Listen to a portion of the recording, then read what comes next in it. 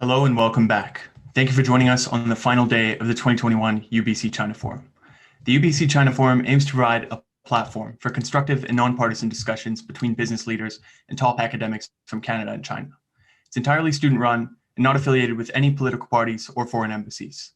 My name is 𝐈𝐍𝐓𝐄𝐃, and it's been my pleasure to host you at this year's forum. 大家好，欢迎来到2021 UBC 中国峰会最后一天的议程，和中共济，共创未来。我是此次峰会的主持人杜安琪。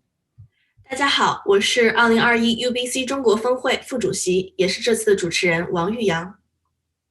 At this year's forum, we've had the opportunity to hear from internationally renowned leaders in their respective fields and world-class scholars from top universities, gaining insight into and ultimately shaping the dialogue between Canada and China. 此次峰会邀请来自各领域的专家、学者和行业领头人分享最前沿的理念和经验，从而让此次峰会作为中加商业交流的学术平台，让世界更全面、更公正地了解中加商业。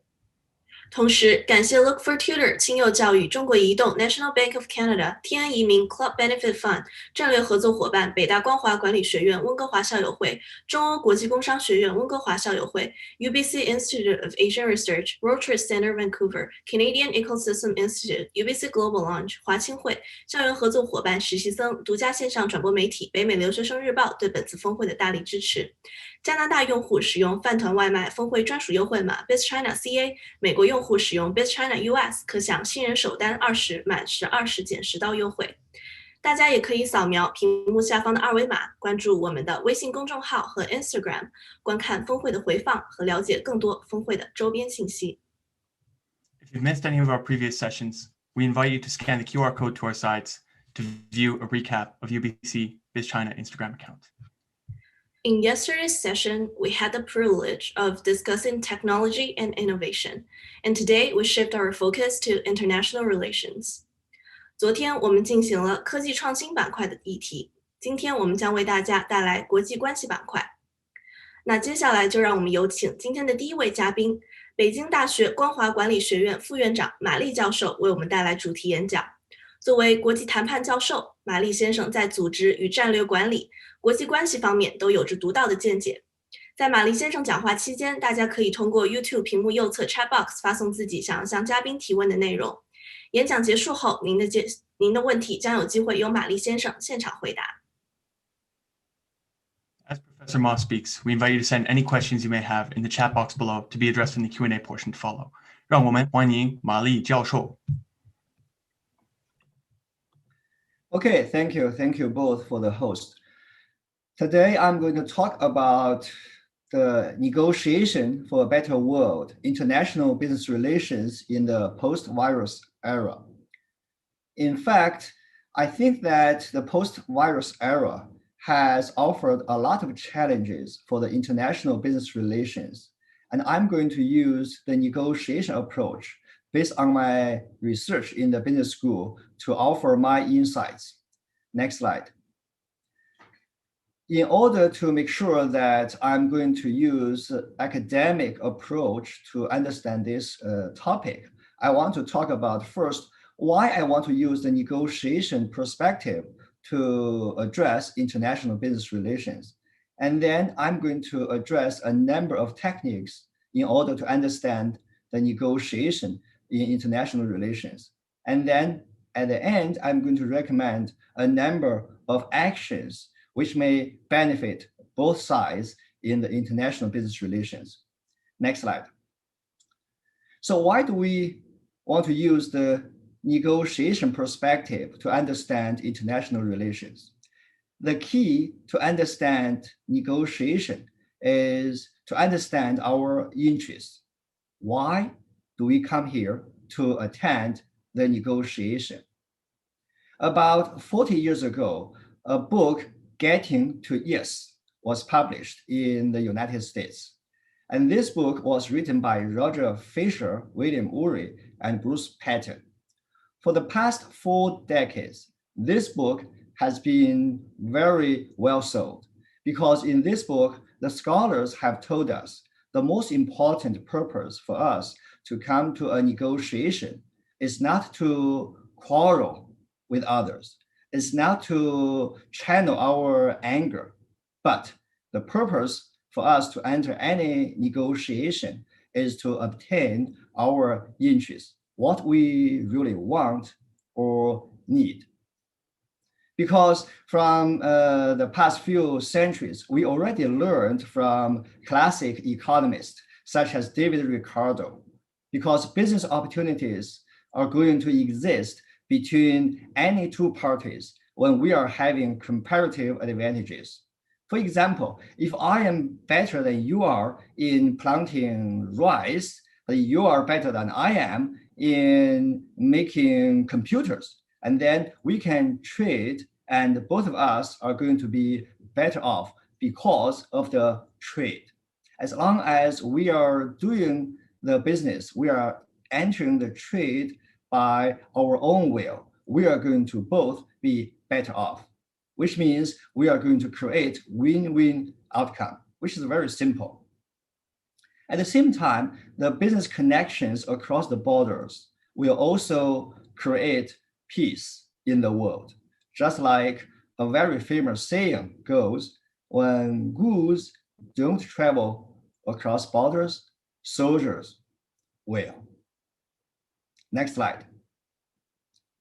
So I'm going to cite here a report of last year by BCG, Boston Consulting.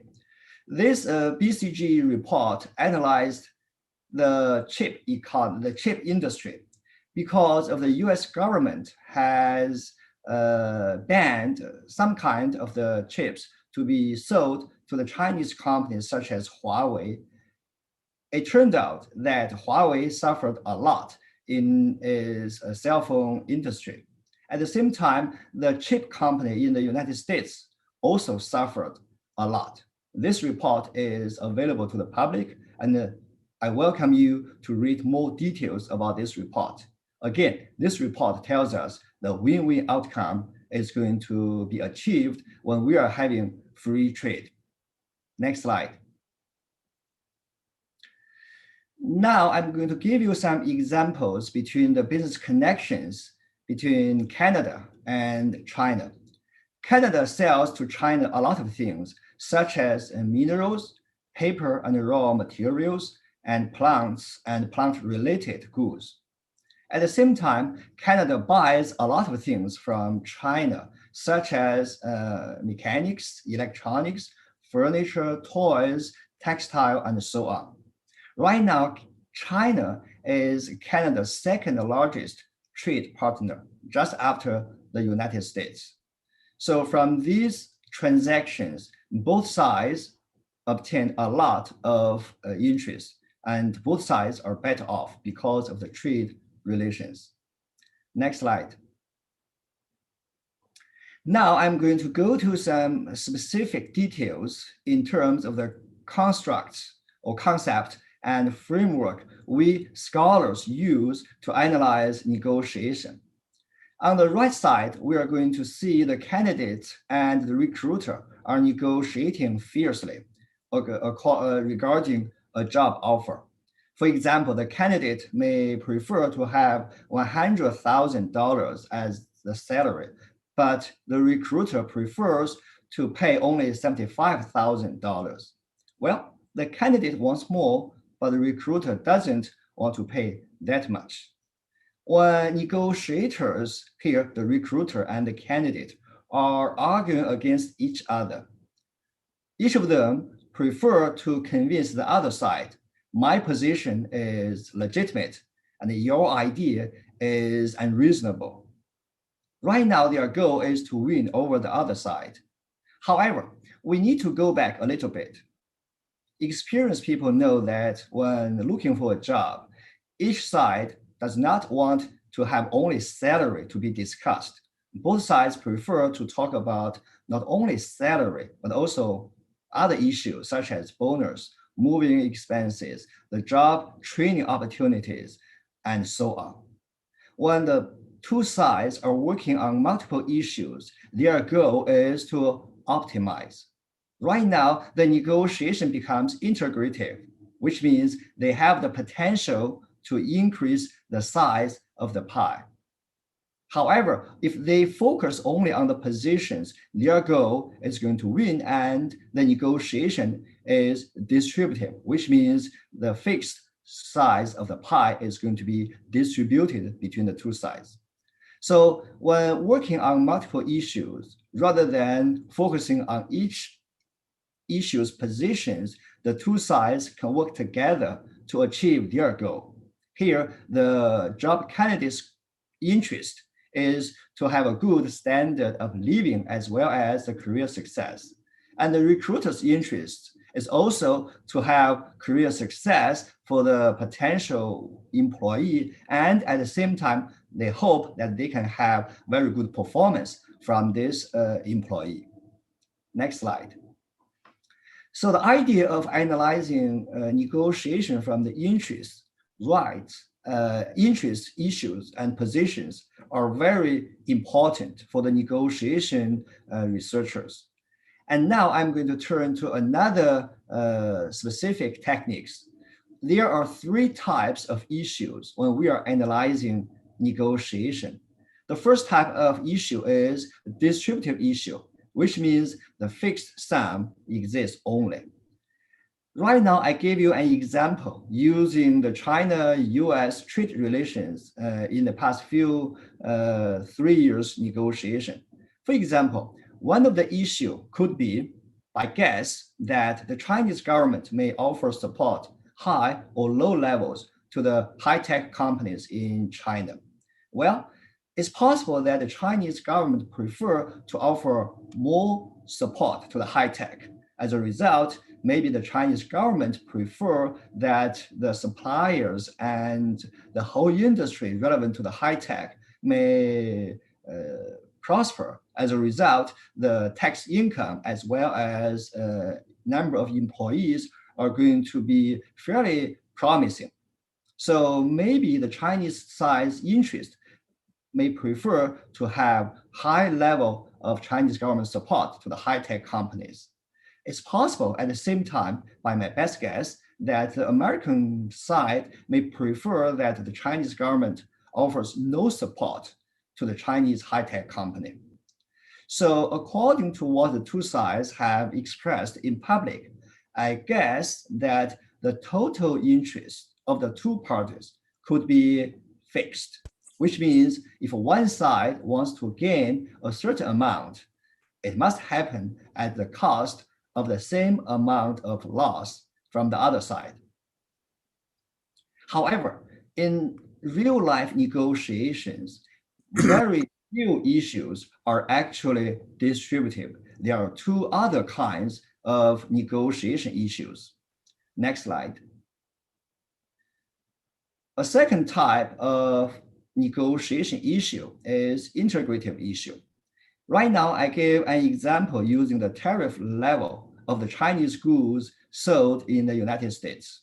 It is possible that for the Chinese side, they prefer the lower level of tariff because lower tariff may ensure that the Chinese companies sell more goods to the US customers, and the Chinese side may benefit from the revenue, profit, and employment, and so on. From the American side, maybe the story is a little more complex. The American side may prefer to have higher level of tariff. As a result, just as Donald Trump said, he wants to have more jobs in the United States. However, at the same time, the US customers may prefer to have lower level of tariff because they are going to buy the same things cheaper.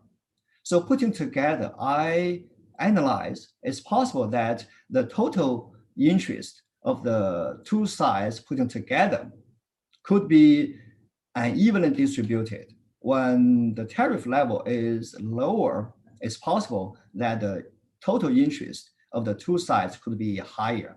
But when the tariff level is too high, it's possible that the total interest of the two parties could be lower. In addition, we may have the situation where the two sides prefer the same, which means compatible issue. Next slide, please. Here, I give you an example about the amount of soybean that US sells to China each year. I'm going to offer you a little more details in the next slide, but on average, the US produces a lot of soybeans, more than 40 million tons each year. And at the same time, the Chinese market needs a lot of soybeans, and the US soybean is fairly good in quality and cheaper in the cost. So the total amount of soybeans sold to China is actually a compatible issue.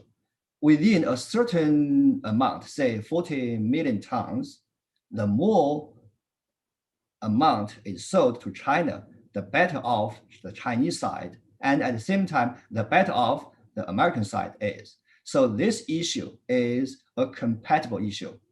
Next slide, please. Here, I gave a little more specific details about soybeans.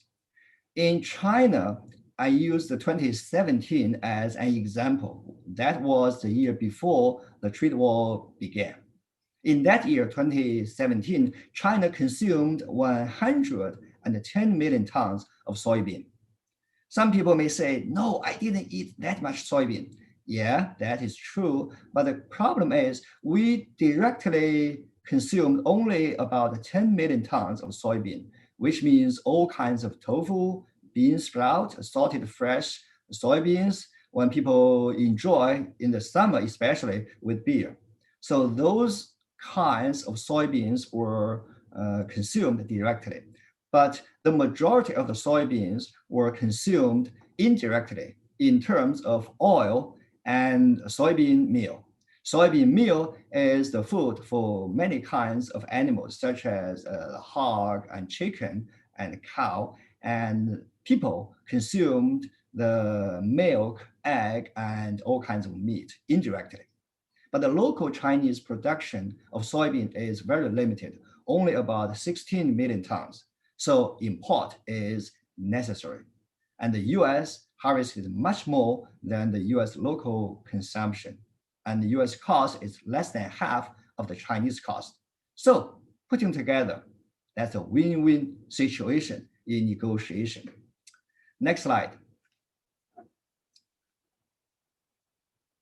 Using the US-China business negotiation as an example, I want to say we can analyze from only the public information. The US wants to have a number of things as their goals, and the Chinese side wants something different. And some may be contradictory, but there are a lot of opportunities for the two sides to achieve win-win outcomes. Next slide. So what can we do? Well, I want to summarize using these four aspects: self-reliance, focus on fundamentals, cooperation, and creating values together. Next slide. The first thing I want to emphasize is self-reliance. We have learned this from the Chinese tradition. Any human society faces the fundamental challenges, such as controlling flood, obtaining fire many years ago, and mountains on the way. What can we do to make our ways easier, or being too hot in the weather?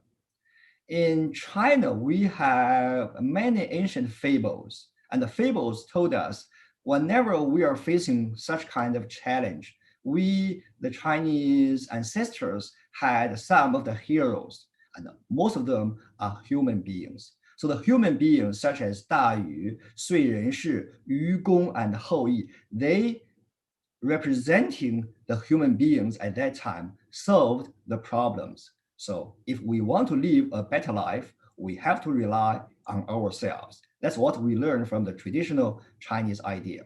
In addition, modern research nowadays also told us whatever you can get from a negotiation is mainly determined by two factors.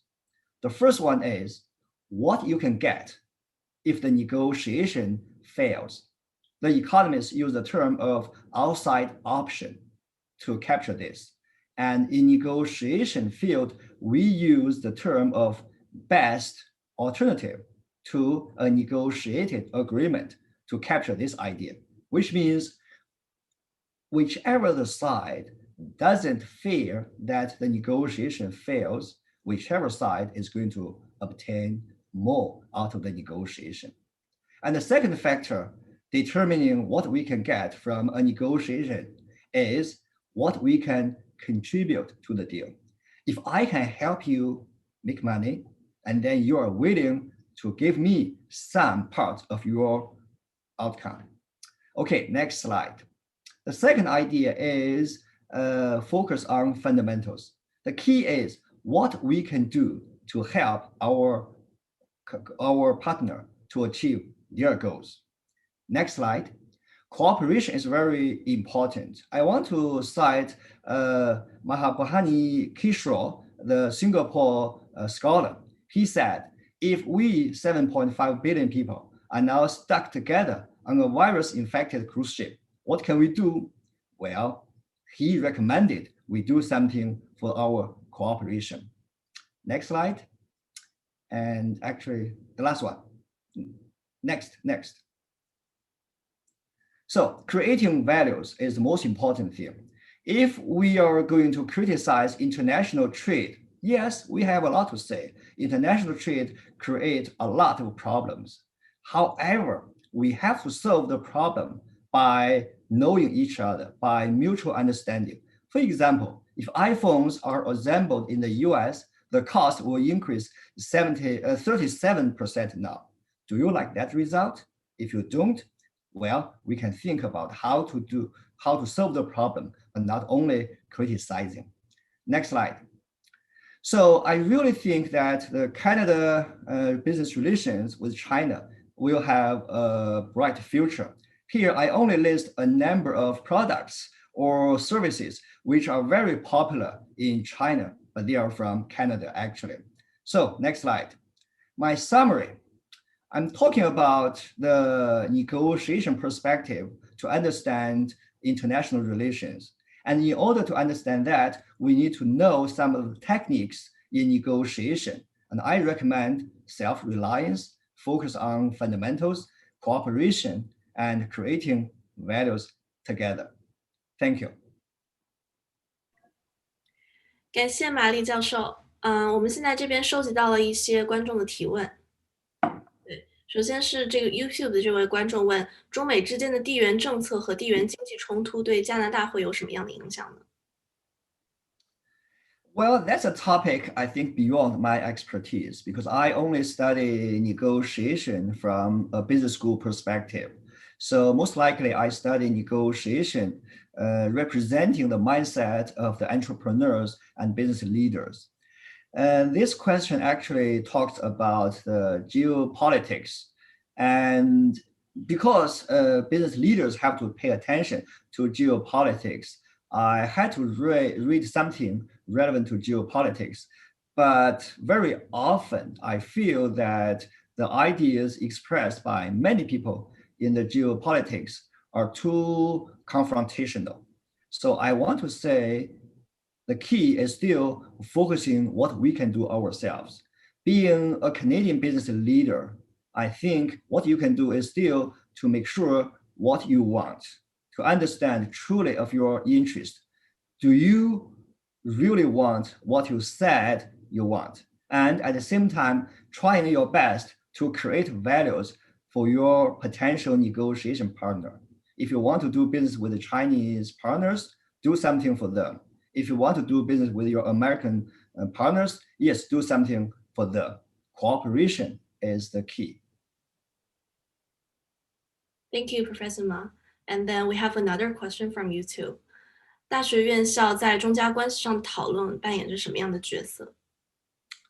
Well, that's a question relevant to my work. My understanding is when the governments are having not very friendly relationships, the universities can really do something because we are not from the government, even though we have to follow the rules and orders from the government, but we are representing totally different roles. So at this time, especially in a time of difficulty in the relationships across the border, universities and scholars can do a lot of things to facilitate cooperation and mutual understanding in terms of research and education. For example, at Guanghua School of Management, we have a joint degree program collaboration with Kellogg School of Management and Northwestern University in the US. And we are trying our best to make sure that we are continuing this joint program. We are hoping that education and mutual understanding because of the universities can help create a better world for the future. Thank you, Mr. Ma. Thank you for joining us for this forum. You're welcome. Next, we're pleased to bring to the stage Shen Dingli. Shen Dingli is a professor and former executive dean at Fudan University's Institute of International Studies and former director of the Center for American Studies.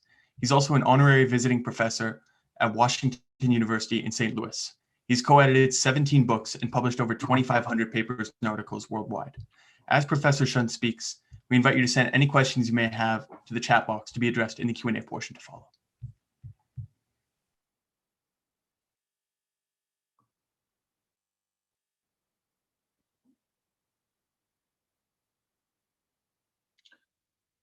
Should I start to speak now?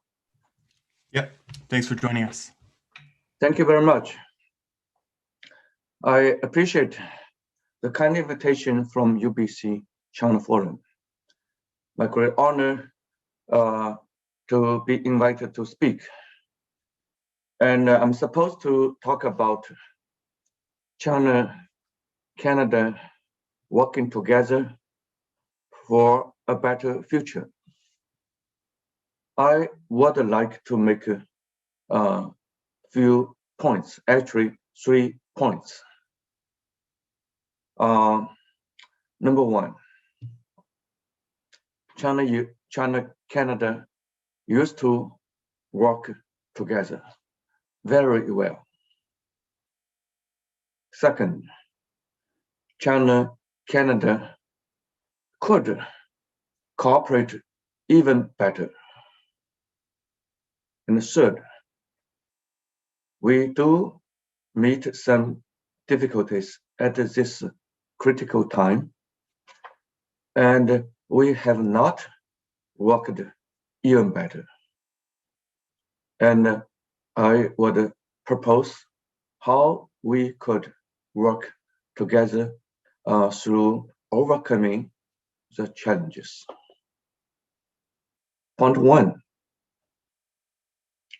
we used to work very well. Our two countries may not have some important geostrategic competition because we have a huge distance of the Pacific. We are not immediate neighbor. And between Canada and the US may think Canada at an early stage might have sent military into US because these are neighbors. They have difficulty, and one country may resort to military means to deal with its neighbor.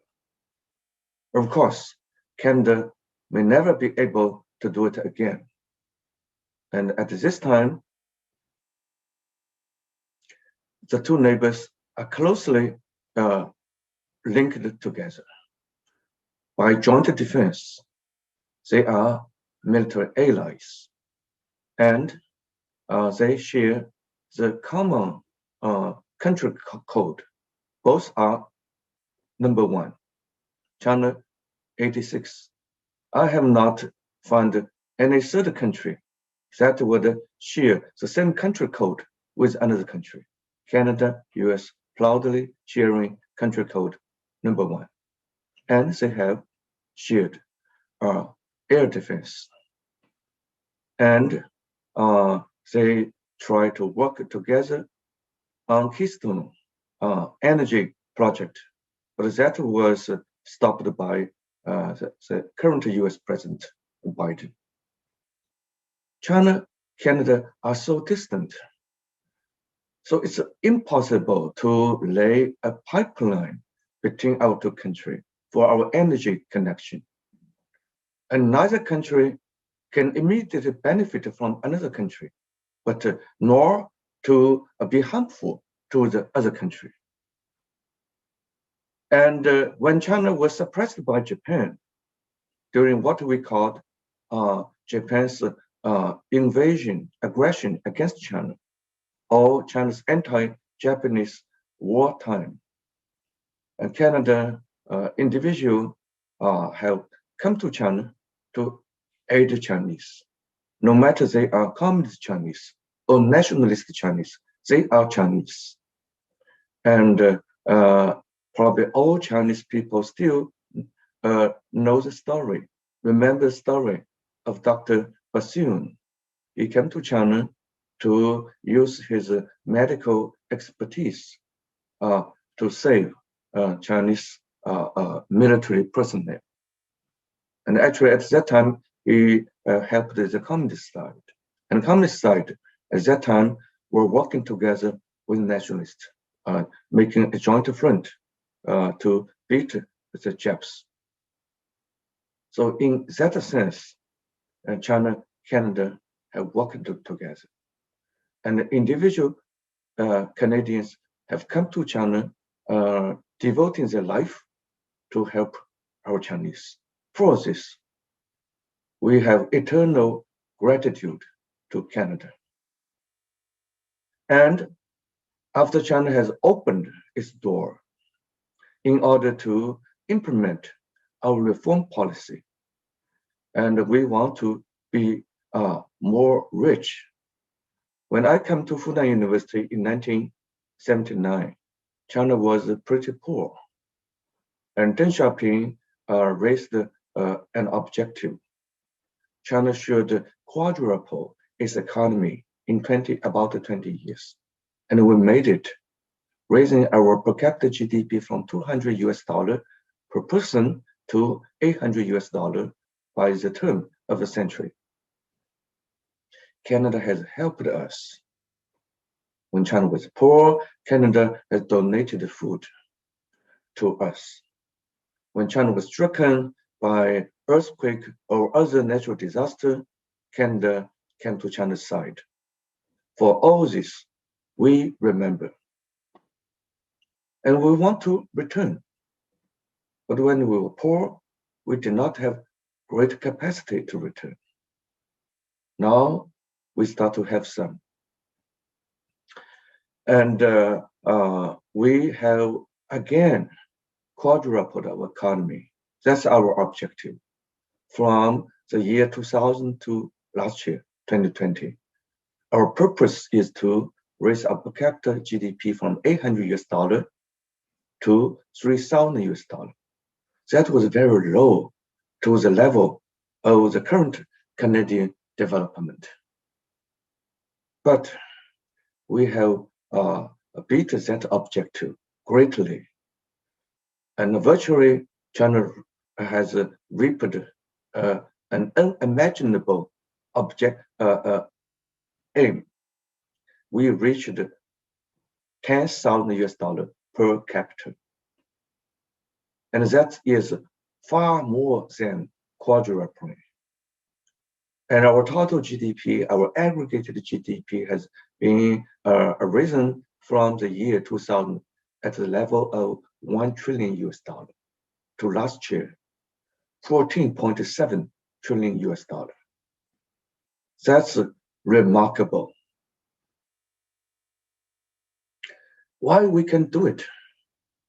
It's because China wants to live and co-inhabit with Canada and with other countries through a peaceful and harmonious way.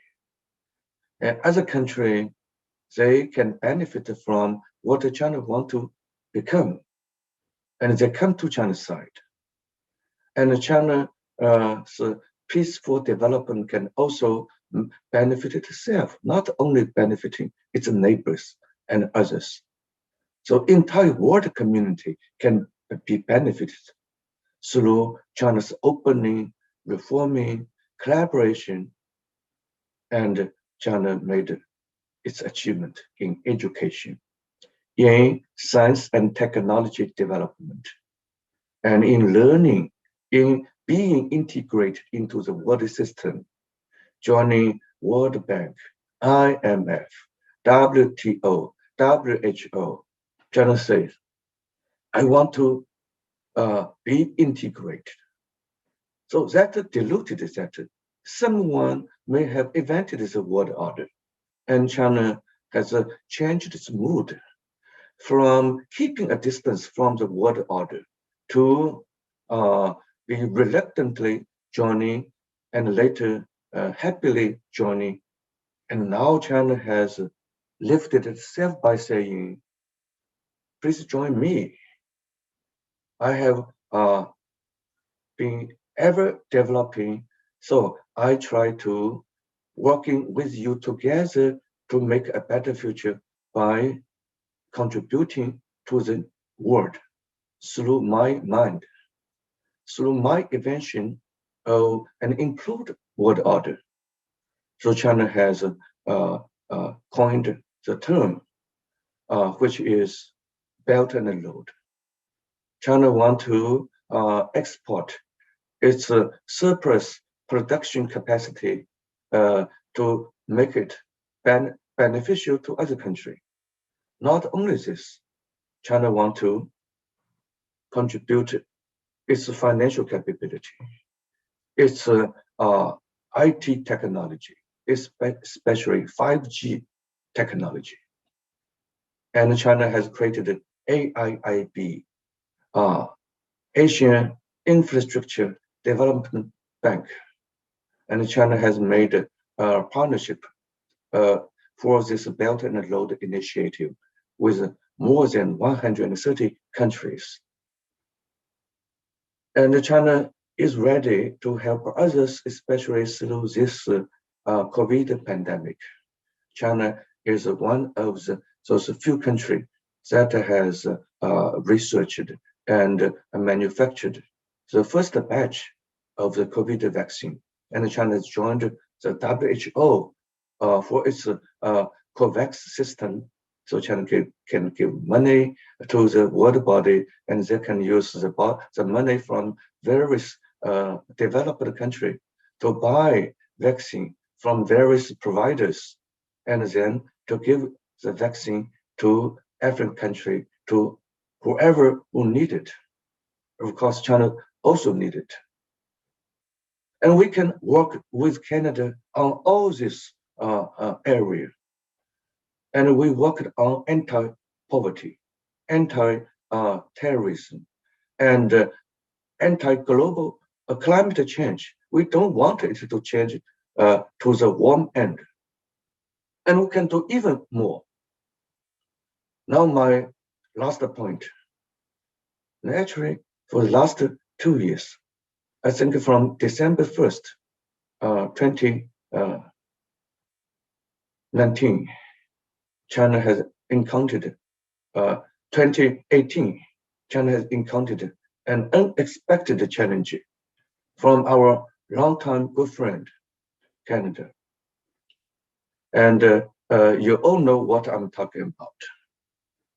Madame Meng Wanzhou was detained by our good friend, Canada.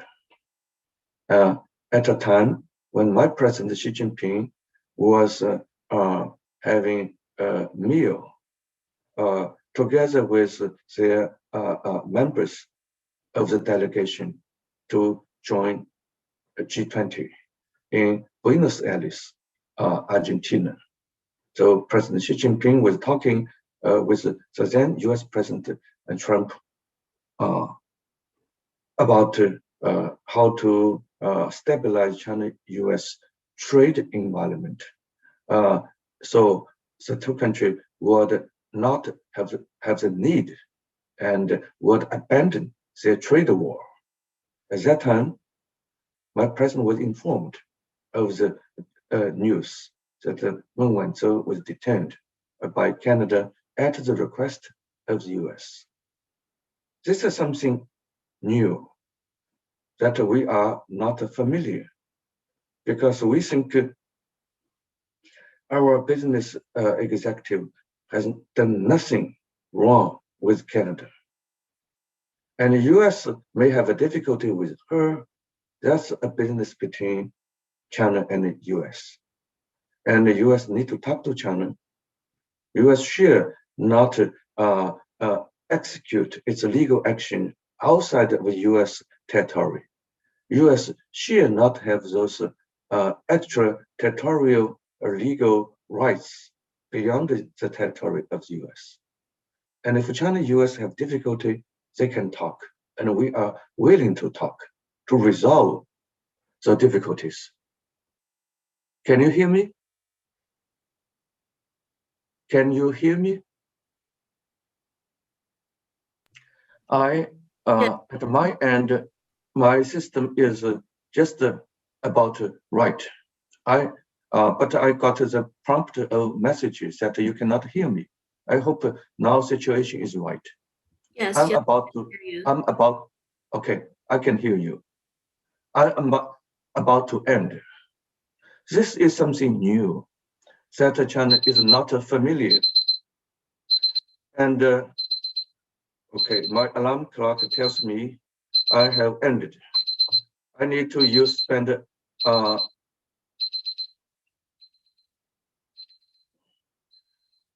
I need to spend 2 more minutes.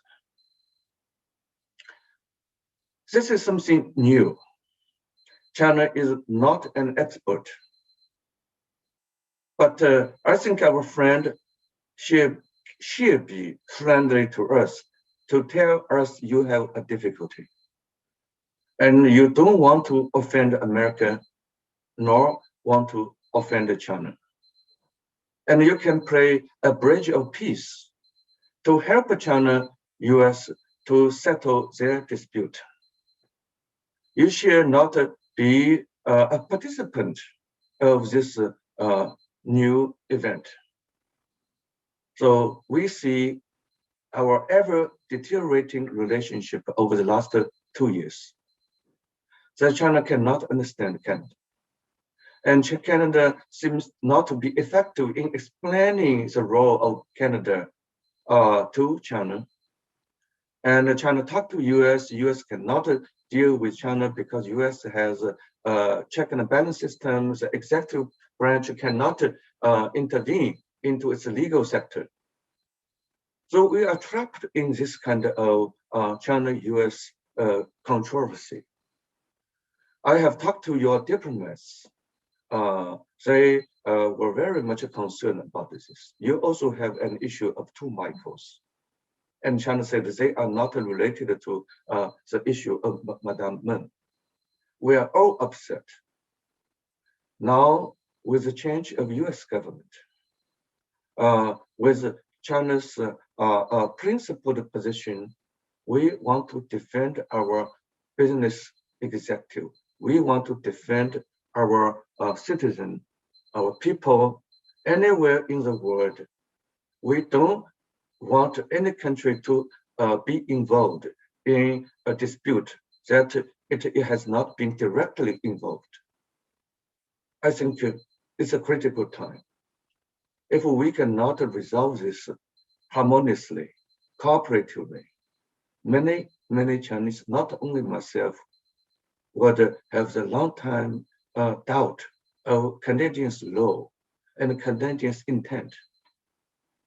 And Canadian has a responsibility in making itself free of this dispute. And China need to tell Canadian in a convincing way that 2 Michael have nothing to do with the previously mentioned dispute. I don't know how to do, but I believe if we are not able to do it, our relationship would be casted as a deep shadow over a long time. That I don't want to see. I see my good friend, Professor Evans, is here. He and I have worked for a long time, probably more than 20 years, if not 30 years. I respect him deeply. I have many friends at UBC, and I've been to UBC for a couple of times. And we would have some difficulty because our country has some difficulty. So personally, I promise I will do my best to work with my government, and if I can, to work with the Canadian side to pay my little contribution to help relieve our disputes. Thank you for my friend, young friend at UBC. You have consciousness in bringing me to this foreign policy forum. And this is an issue we cannot avoid to touch. I don't want you to raise question at the Q&A time. I just want to touch it at my presentation time. Let's work together as we used to do, beating our suspicion, beating our current challenge, working together harmoniously for a better future. Thank you very much. Thank you, Professor Shen. 您的演讲真的非常精彩，然后我们这边也收到了很多观众的提问，是中国观众的提问，所以希望您能用中文来回答。首先第一个问题是来自 YouTube 的，他问您如何理解我们的这次峰会主题"和中共济，共创未来"这句话在当今外交中的运用。每个国家都有自己的情况。它的外交都是为了满足内政的需求。外交只是一个国家的工具和手段，它服务一个目标。中国的目标就是和平与发展。中国只有发展了，人民才会满意，然后呢，我们社会才会稳定。而我们发展呢，不能只靠内在的逻辑。就是靠内循环，中国人有需求就买自己的东西。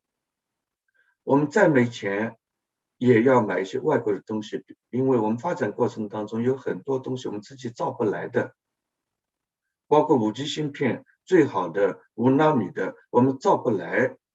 华为能设计，通过它的海思能够设计3纳米，但它就是不会造。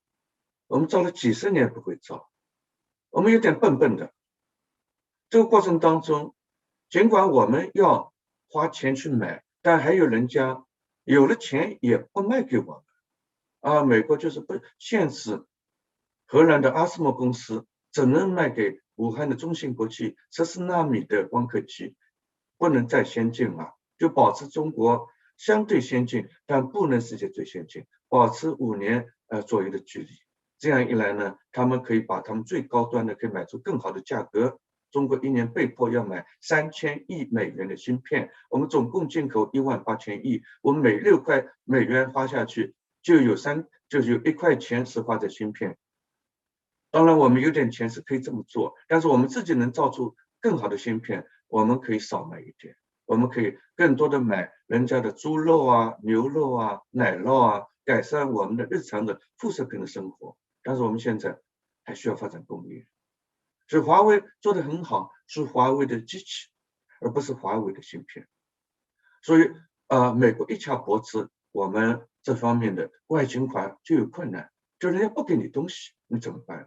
那么我们只能独立自主，我们愿意独立自主，但是我们在能够不独立自主，能够有和谐共生、同舟共济的情况之下，我们愿意美国有产能的工厂 ，Intel、美光、Micron 有生意做。他们也愿意让中国展示不能造的工厂能够拿到他们最好的芯片去赚附加值。华为去年1年做了8000亿人民币的生意，它一半在国外做的，它的市场很好。当然现在它掉到中国的第4名了，它有把一部分业务切割了，它就保持它的最高端的一个研发和制造，当然也是用一个 moderate 的 way， 它还保持它的继续的这个生存和发展。这样一来呢，我们就看到中国对世界友好，是因为他希望人民生活得好，所以他对外的和平外交路线是满足于他需要一个和平的环境，需要人民对现在的生活满意，是有这样的内在逻辑的。我相信这个逻辑也是应该服务于美国和加拿大和世界所有的发达和欠发达国家。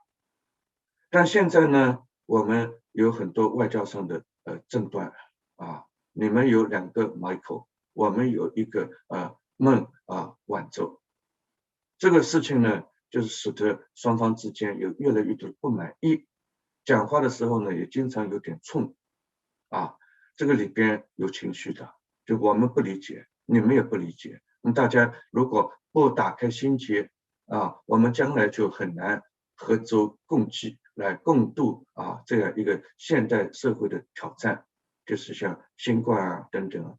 本来中国加拿大可以合作的，这合作到一半也停掉，那么越来越难合作了你怀疑我，我怀疑你。所以我觉得呢，我是有难题不会避开的，不去提。有了难题，我不等你提，我主动来提。就是第一，我们要有一个政治决心要解决。第二，我们都是主权国家，外交应该独立自主，谁也不应该被任何第二方、第三方牵着走。在国家的外交独立问题上，一个独立性是一个国家的灵魂。外交应该为国家最高利益，就是独立服务。那么中国应该越来越独立，我相信我们也在往这个方向发展。我也希望加拿大外交能够保持自己的独立就是能够让就是做到中国尊重，美国也尊重，而不是说呢美国尊重了嘛，就中国有那么点不尊重，或者中国尊重了就美国有可能一点不尊重。加拿大能不能找到一个世界都共同尊重的一种外交方式，使得自己呢能够就是做得更好。现在我们还没找到这种方法，但是我们应该有这种坚定的理念，我们要继续去寻找这种方法。我们暂时做不到，不应该是表明我们应该永远做不到我们既要遵守法治，同时又要在主权的框架下注重法治。没有什么比主权，就国家的命运不应该被任何一个别的国家来控制更加重要我相信就是中美正在重启他们的关系之中。习主席同拜登总统在今年我们的农历大年夜2月11号呢打了2小时的电话进行沟通。然后呢，中美的2+2，我们不是防长加外长，我们是就是双方的，就是国家安全系统的这功能部门的最高领导人同外交系统的最高领导人中美之间在安克雷奇有了2天3场9小时的对话两国最高领导人接下来还会在 G20 的这个视频峰会上就是还会作为一起来参加会议，我们来看他们是不是还会双边的会谈关系肯定在改善中，希望这种改善也会造成加拿大有更多机会改善同中国的关系。但不管中美关系是否改善，加拿大是个独立的国家，它的命运应该由自己来控制，而不是应该由美国或者其他国家来控制。我不晓得加拿大知道了抓了孟晚舟以后是这么个结果，他怎么想的？他可能嘴巴很牢，说我作为法治国家，我从美国签过了引渡协议，我就该这么做，我知道你会这么做。我希望这不是真实想法，真实想法说我后悔了，我早知道这样，我可能用另外一种就是让中国更觉得我不是那么不友善的方式来处理好这个问题，同样的既不得罪美国也不得罪中国。我相信加拿大以后恐怕不敢再做类似的事情。你再帮美国扣一个中国人看看，你只要美国就不要世界第2大国吗？美国能够给你更多的市场，那你何必一定要放弃世界第2大市场，而且它可能在3年内就超过美国市场，成为世界第1大的市场？所以加拿大反省一下，命掌握在自己手上。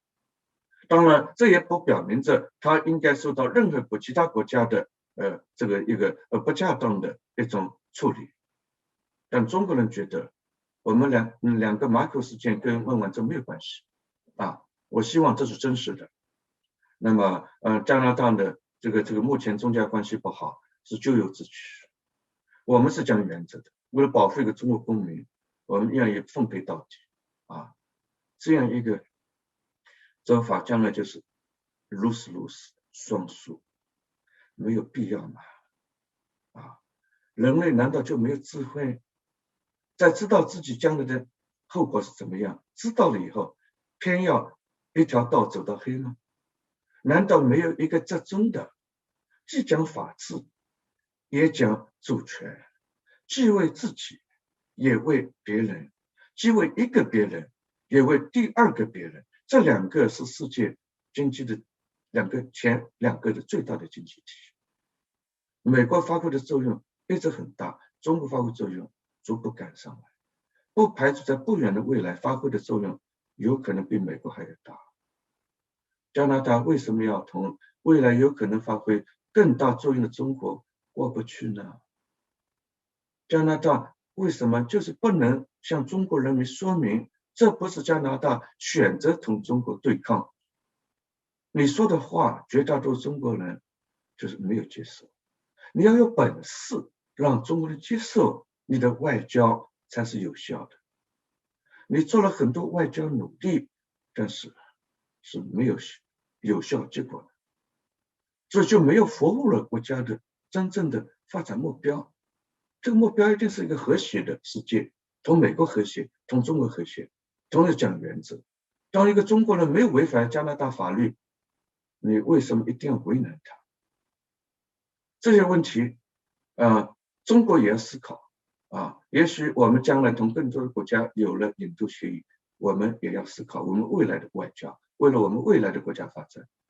但现在的阶段，我们有这个问题，很诚恳的，我个人很诚恳的希望同 UBC 的老师同学们我尊敬的Paul Evans 教授，以及今天在视频上的各种各样的对这个问题有兴趣的朋友们一起来沟通，让我们一起做出努力同舟共济，合舟共济。我们在一条船上一起往一个方向来划船，让船不要颠覆。谢谢。非常感谢沈教授。那接下来我们会有5分钟的中场休息，5分钟后我们将进行国际关系板块的圆桌论坛，所以不要走开，精彩马上回来。We'll now go for a quick intermission, after which we'll resume with today's International Relations Roundtable Discussion.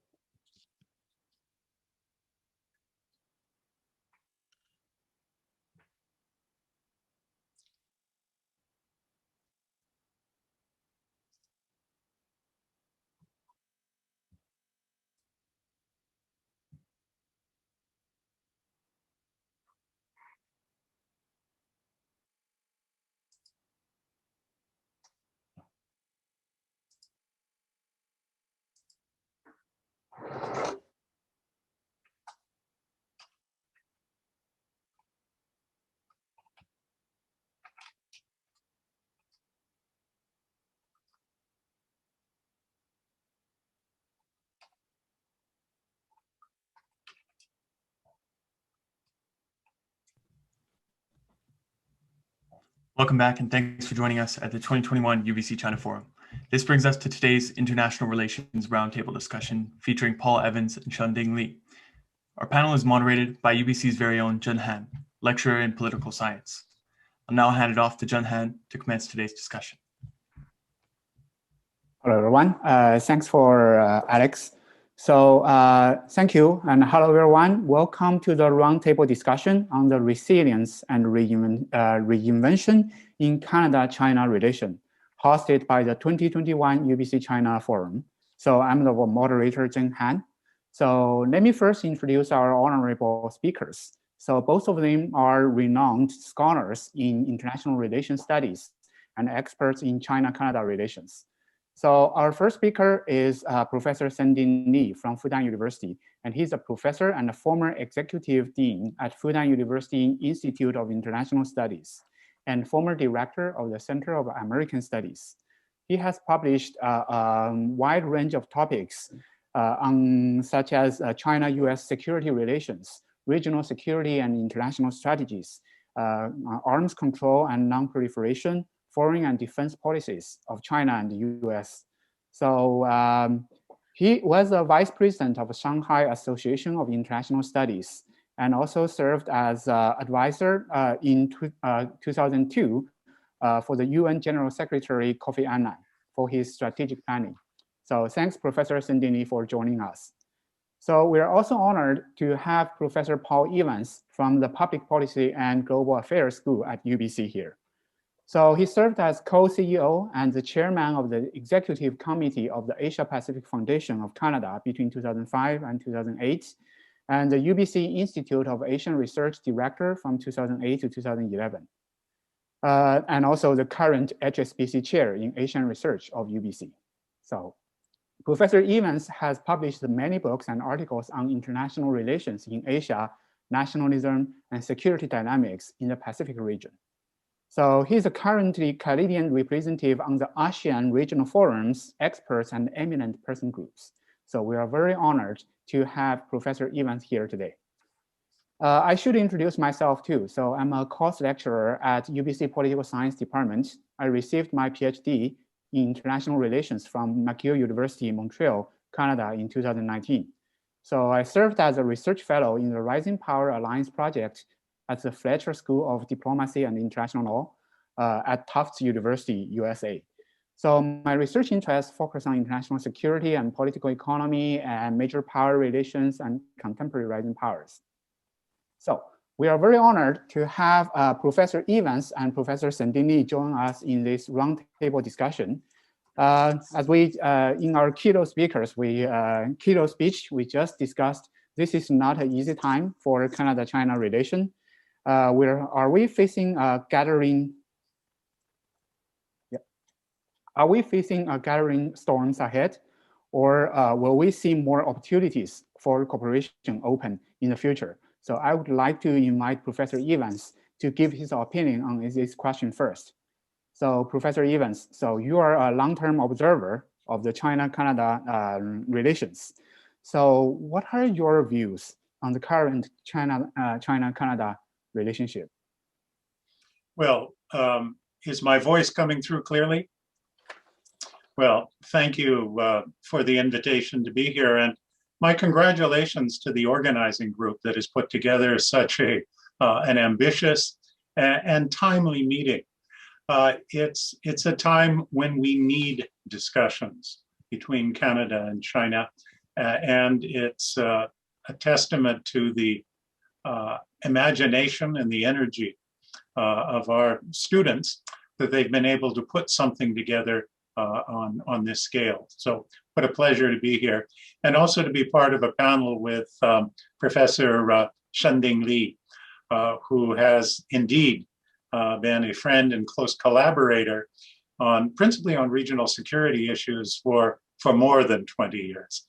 And it's wonderful to see him still looking young and vibrant, even as he gets older and of course wiser. Well, I think that Professor Shen accurately portrayed the current moment we are in of a difficult period in relations and a period of deterioration in relations at the official level. This is probably the most difficult time in our diplomatic and political relationship between the two countries since we established diplomatic relations in 1970. And I'm afraid that the situation is not just bad, but is getting worse. And it's a matter then of understanding the forces in play, doing what we can to address them, but to try to come up with some positive ways of reinventing parts of the relationship, defending those parts that have been so valuable and that we can protect even at this stormy moment. And I think to get a sense of the seriousness of the moment, it's not just a patch of bad weather in the Canada-China relationship. I'm afraid it could be a sign of a change of season, where we are moving from maybe a fall into some elements of winter.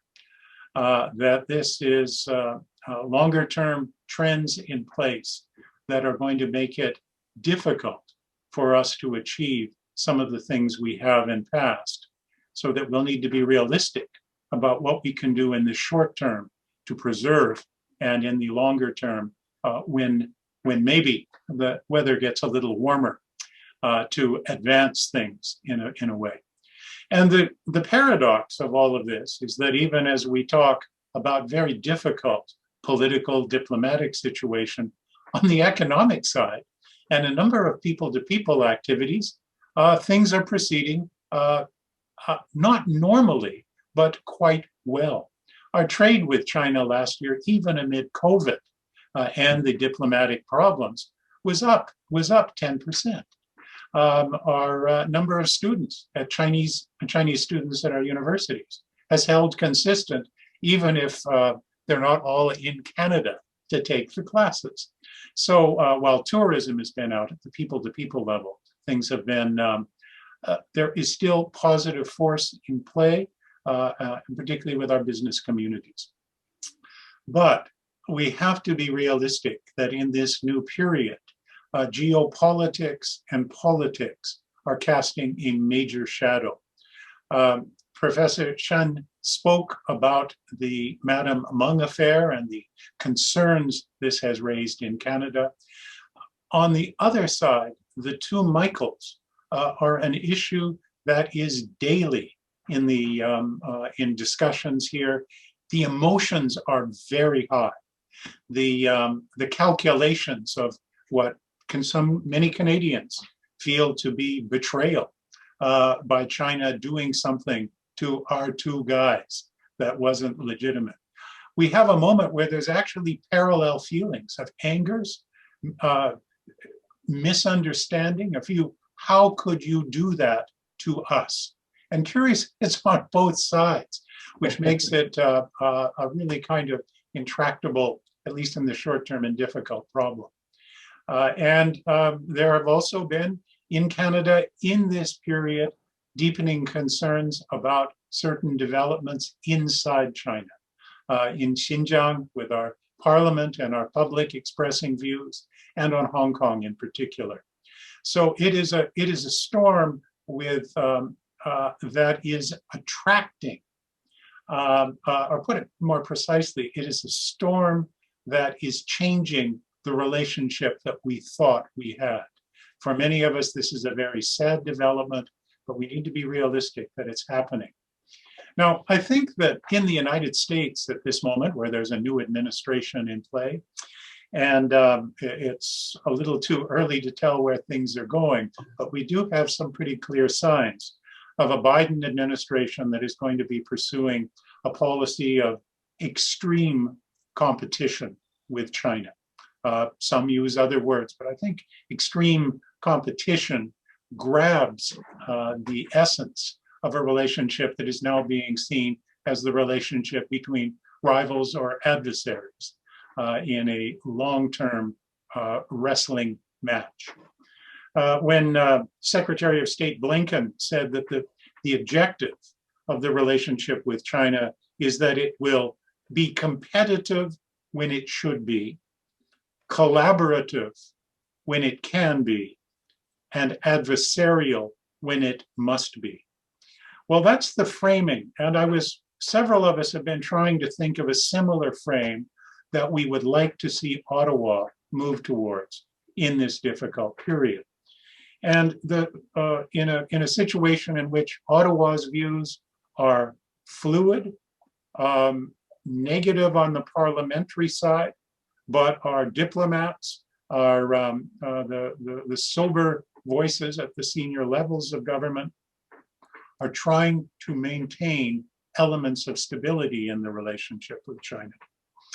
And the phrase we have put to them in some recent discussions is that Canada and China should cooperate on issues where we see immediate necessity and opportunities, push back or confront on issues where our core values and interests are at stake, and identify gray areas where dialogue might move us closer to accommodation and common ground.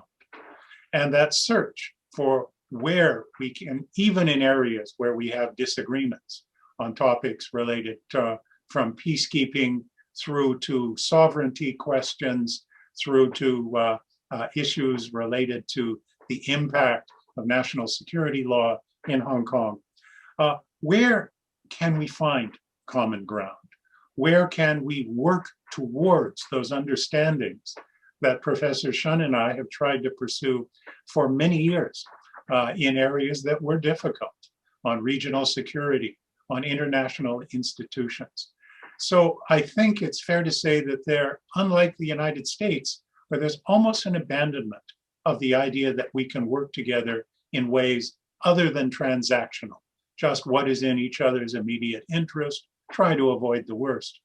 There's still a hope in many quarters in Canada that we can work together on a transformational agenda and relate to some of those world order questions that are not just in our immediate self-interests, but in trying to build a world that is better than the one we have now and that we see as very dangerous. So that's my general sense of where we are. It is a very fraught moment. It is not going to get better in the near term.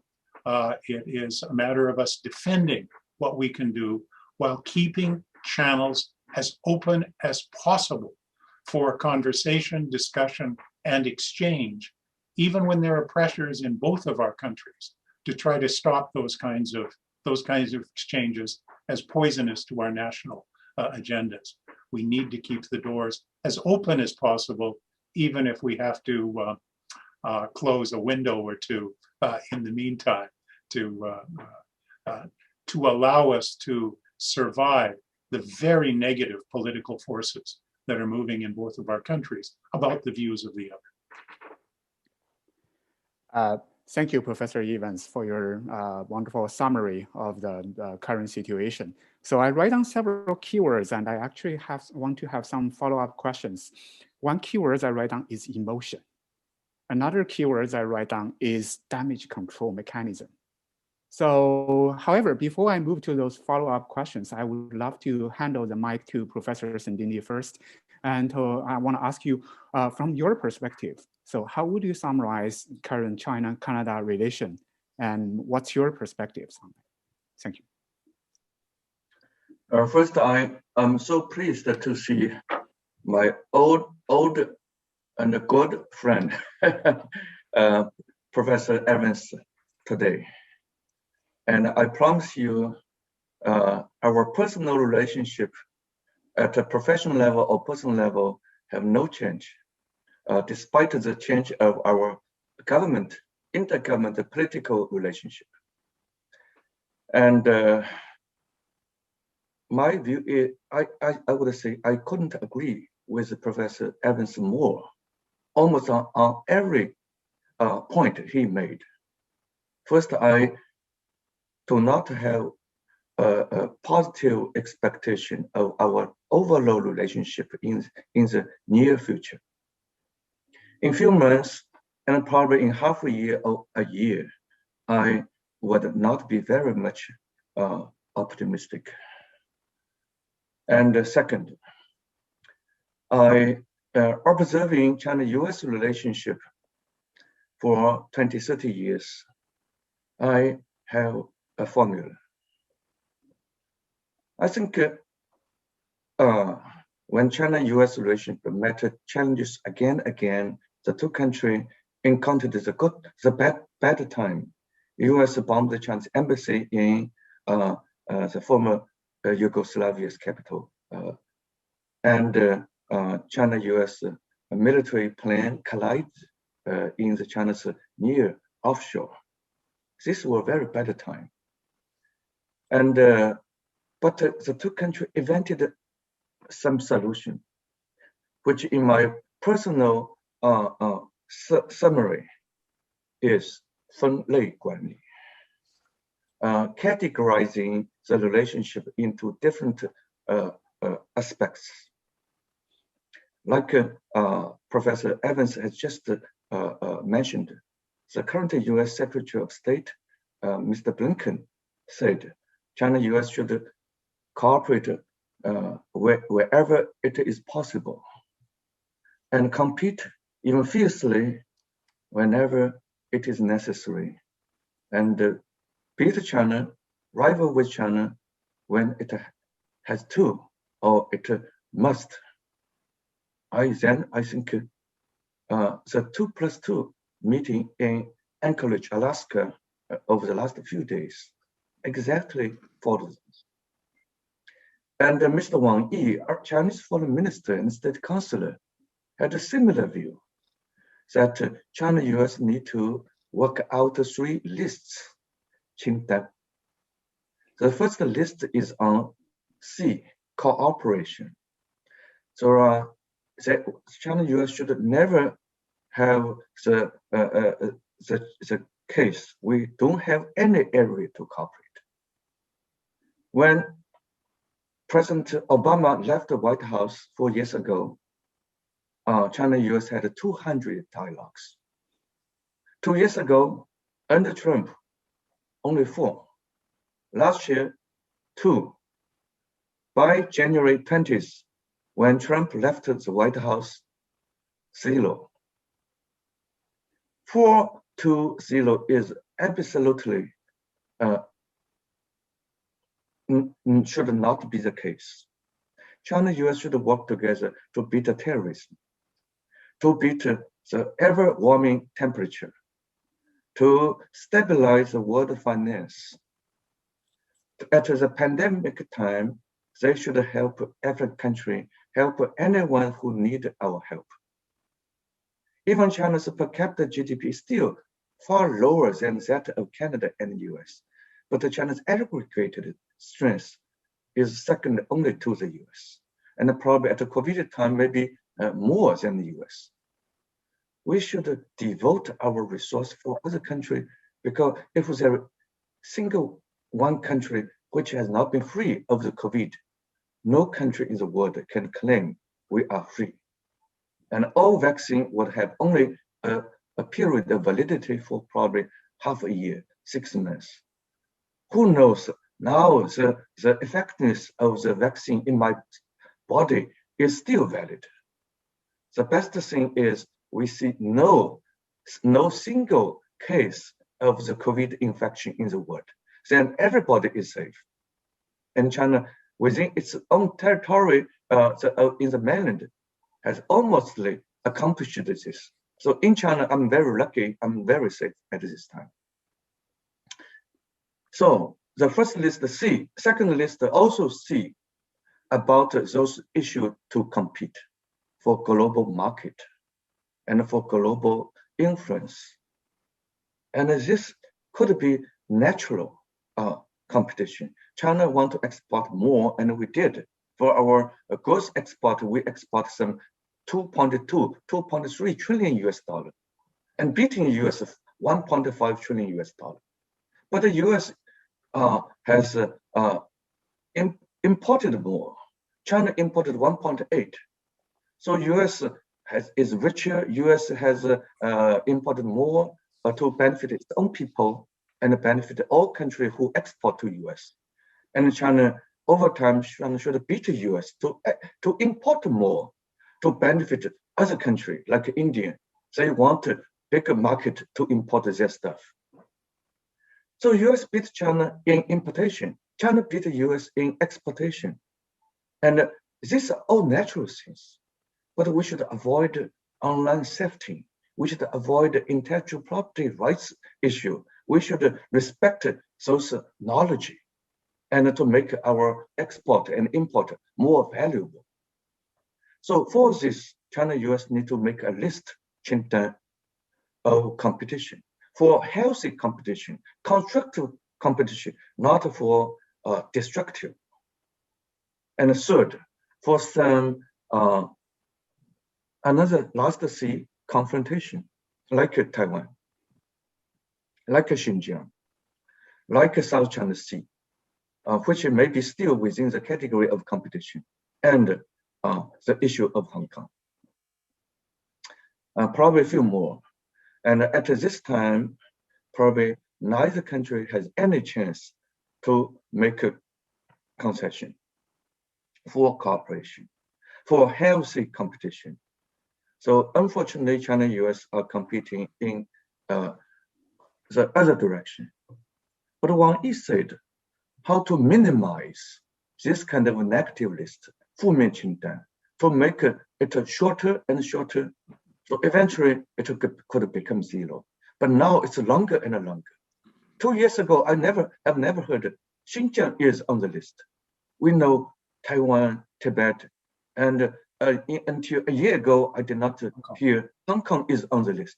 But now they are all on the list.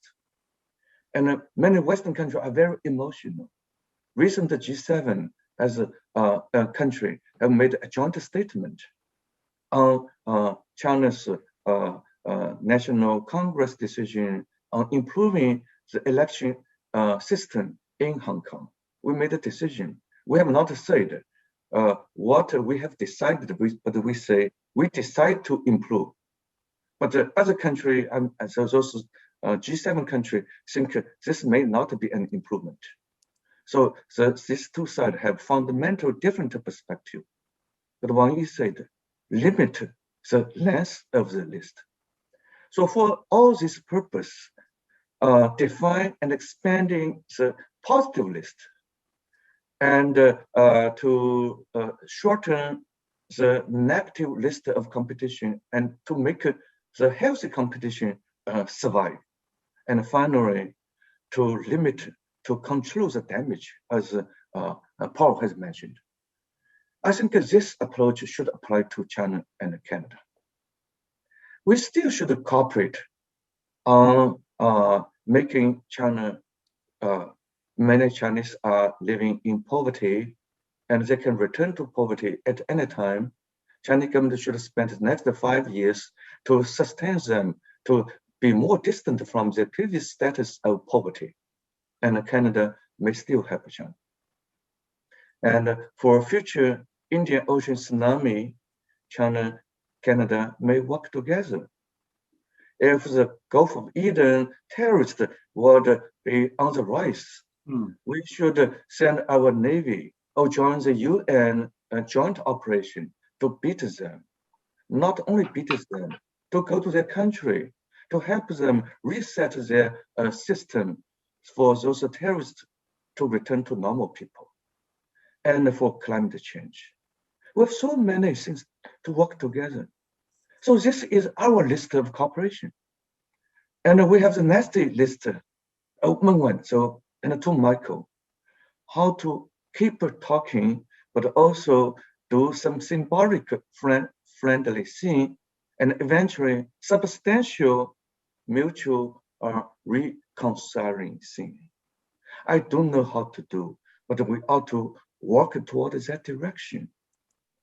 I know two Michael are your people, and we may have not been very successful in explaining their situation, current situation to your people. So your people are very much concerned. The public view measured by Pew doesn't seem to be bright. And that also happened in other countries like Australia. So China needs to use our ever more effective diplomacy and people-to-people diplomacy to make our external behavior be better understood and respected. And Canada needs to explain your behavior more effectively to my government and my people to make them to reduce their concern. So this is our direction. Whether we can be successful is another matter, but whether we should do it, no question, we should do it. And in between our area of competition and China export more, probably we occupy some previous traditional markets that Canada's goods used to occupy. And this is natural, but could Canada excuse China because it's natural?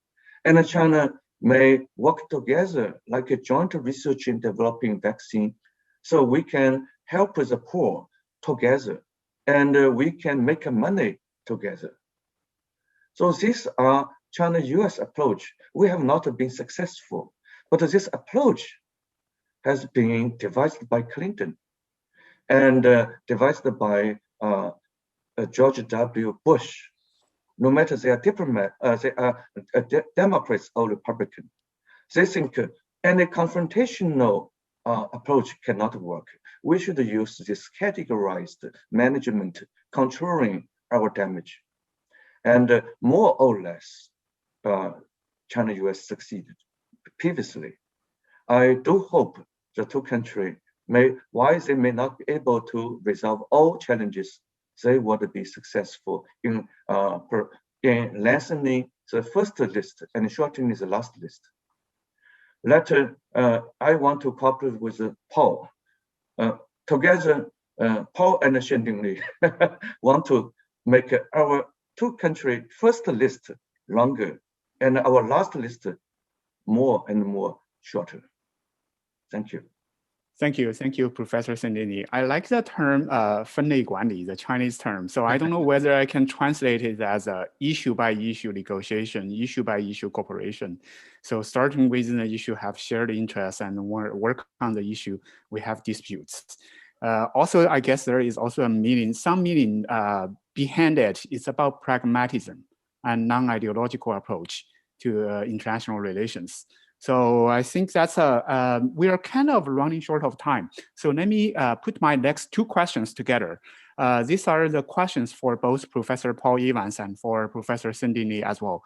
So these two questions, one is that for Professor Paul, let's start with Professor Paul. So as you know, what are the damage control mechanisms Canada could have for now? And in terms of people-to-people interactions, we know that you have been very active in people-to-people interaction between Asia Pacific and Canada.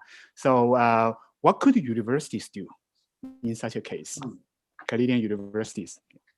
Well, thank you, because both Professor Shen and I have made our livings inside universities. We've done some other things, but we both believe in universities as places for research, for teaching, but also as points of connection within our own country, with our own citizens, but internationally.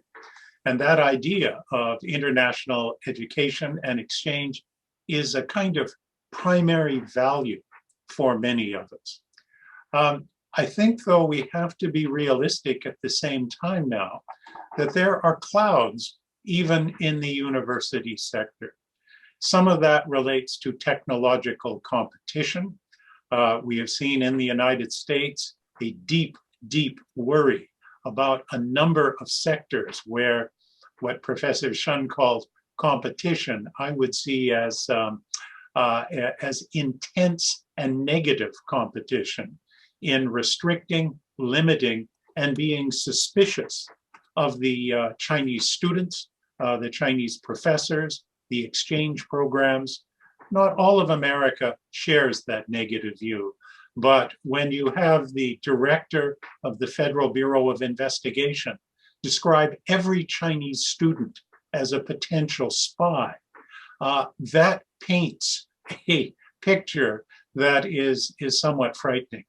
Here in Canada, with the universities, we're not as far along down that path. We want to keep the doors open to Chinese students. But we have to be realistic that some of the kinds of topic areas that we've been able to work on jointly and regularly, particularly in the sciences, technology, engineering, mathematics, that there are going to be a range of areas that are going to be probably no-fly zones. That we can live with. The deeper problem is we have people in our universities now, some of the professors, who feel that we cannot have positive relations with a country that is going down the wrong path, as it is seen in human rights and in some of the international issues that we discussed. We have some of our faculty members, some of our China specialists, who don't feel that we can go forward with collaboration with individuals or universities or players that are connected to the Chinese military, that are connected to the Chinese Communist Party. Now, this is not the dominant opinion, but it is an increasingly strong minority position. So to maintain the dialogues that we've had, to keep alive the value of exchanges, we're going to be marching uphill in being able to maintain these activities.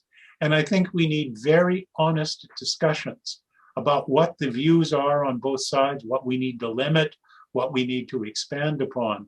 But to use your phrase, reinvent what we're doing in our university exchanges, to do it better, but we're not going to be able to do it in quite the ways we've done in past because of changing public attitudes and changing government suspicions, in part influenced by the United States. Our researchers are hit by extraterritorial implications of partnering with companies like Huawei in research because of pressure from the United States. So we're into a much more difficult era, and we're going to even find resources. Donors are hesitant to put money into China collaborations in the ways they've done in past for fear of negative publicity.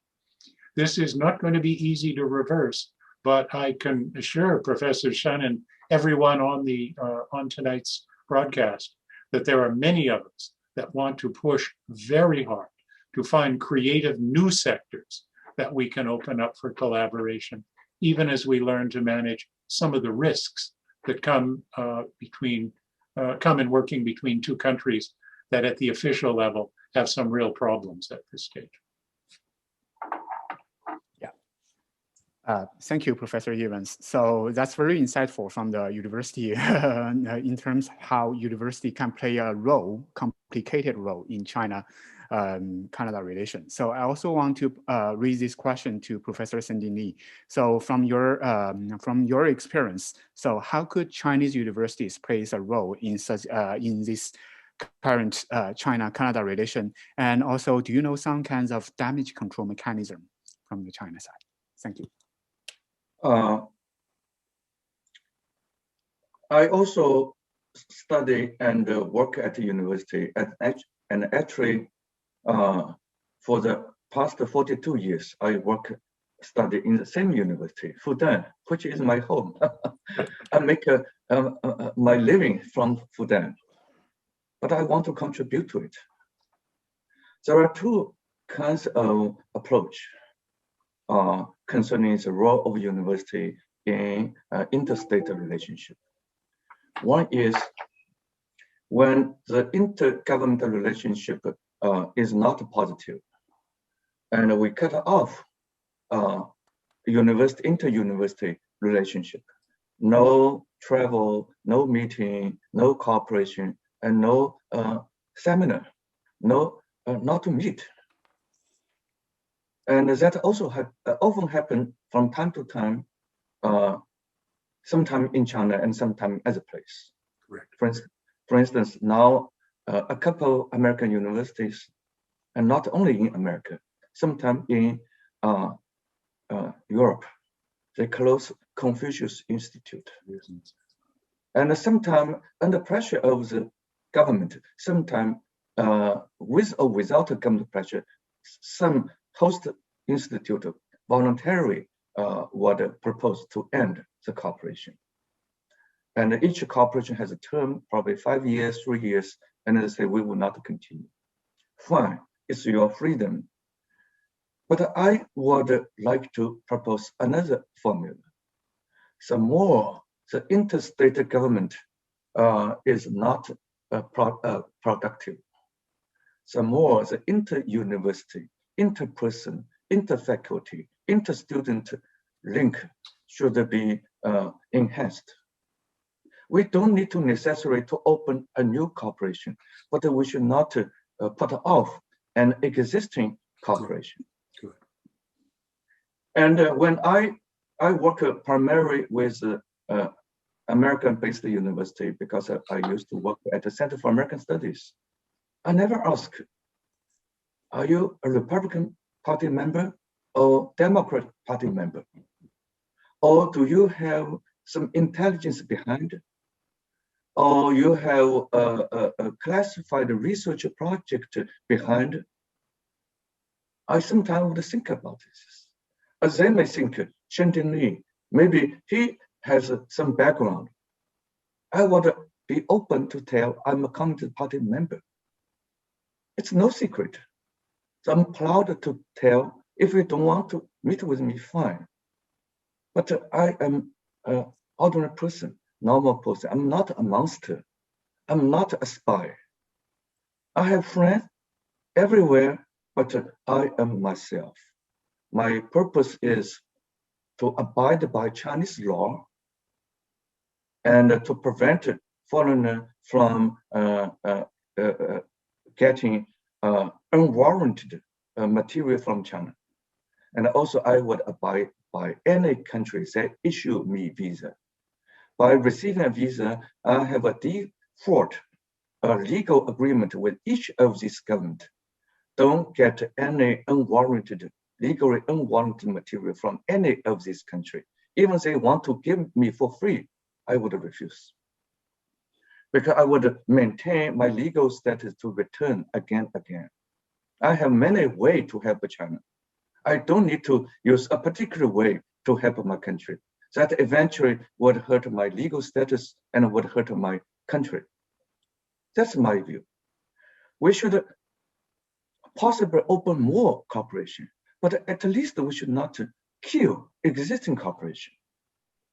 So I have difficulty with Senator Rubio to introduce a bill in Florida and in the US National Congress. I have difficulty. He apparently does not have my kind of mindset. But I agree, not all Chinese share my mindset.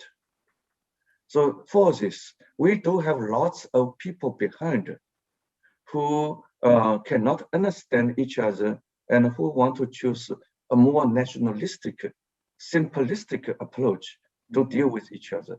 That would in turn generate more anxiety from both sides. So let's make a university to be university, a liberal arts education system to do research that refuse hate, that would adhere to our principle of objectiveness, 客观, and be a bridge of understanding and respect.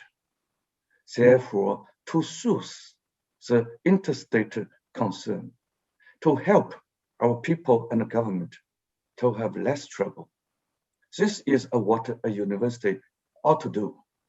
And in my lifetime, I would stick to this principle to make a university a university.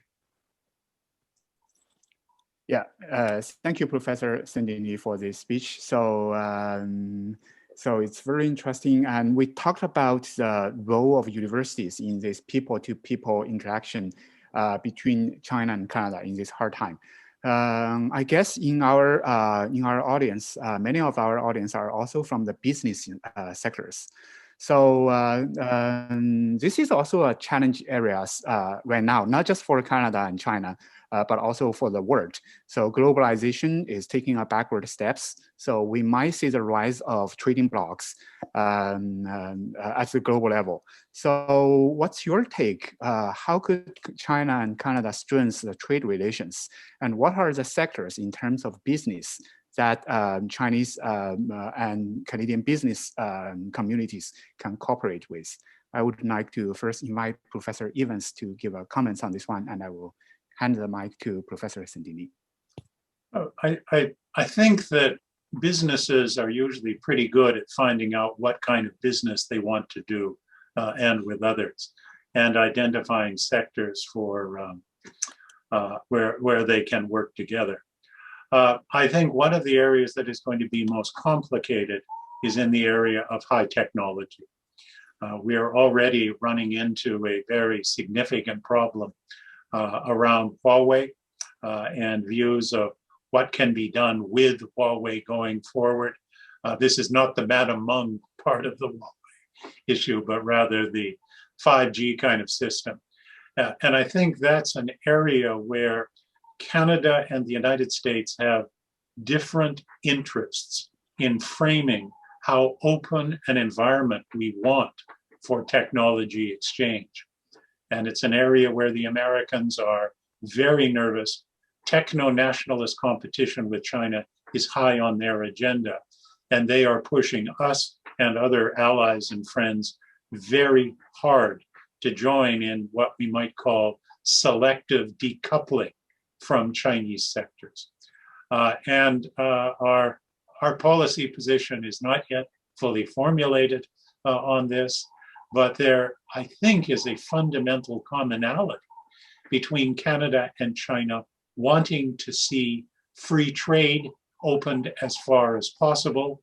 Both sides have to make some accommodations to do that better, but we need free trade agreements.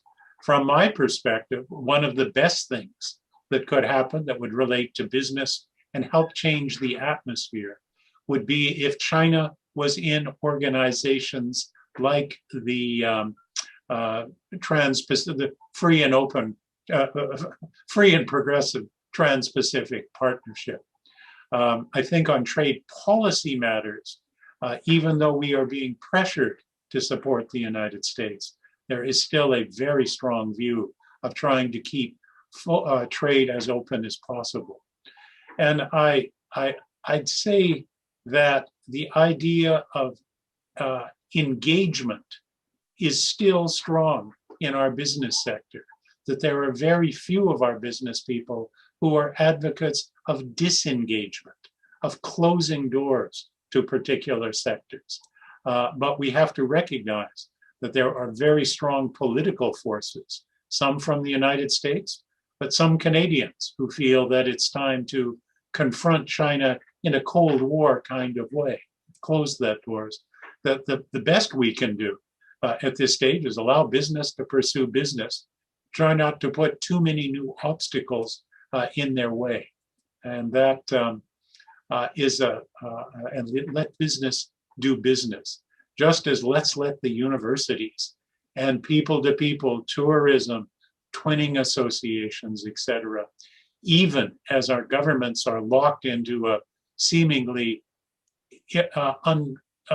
irresolvable tension, let's let those other forces flow, and be happy to sit with you and talk through different sectors in high technology, different sectors related to green technology, whole new fields of agricultural cooperation that are not just commodities, but are based around the science and what can be done, as well as health issues. These have enormous business potential as well, if we can keep the door open.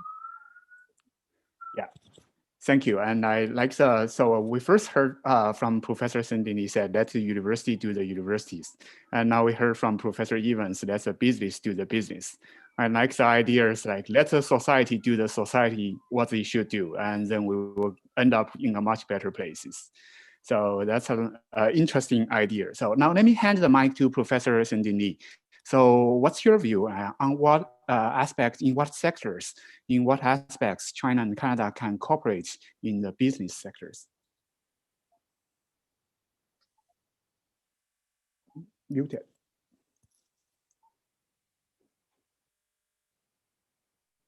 Sorry, Professor Dingli, you are muted. Yeah. Yes.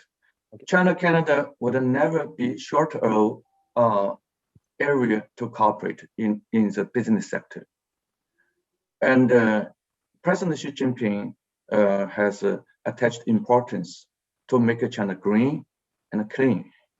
He said the Golden Mountain and the Silver Mountain actually is a green mountain. And we want to have clean water.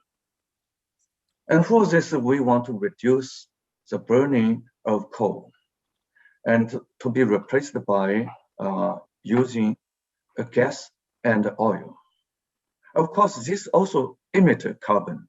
And China said by 2030, we would reach the peak of releasing carbon. And by 2060, we would reach the neutrality of releasing carbon. How much we release, we take them back.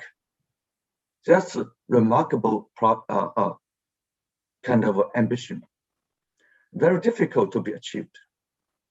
But with Canada's help, China would be more possible to attain. And when US, for its own even more green future, US has refused your oil and gas, we still need. So,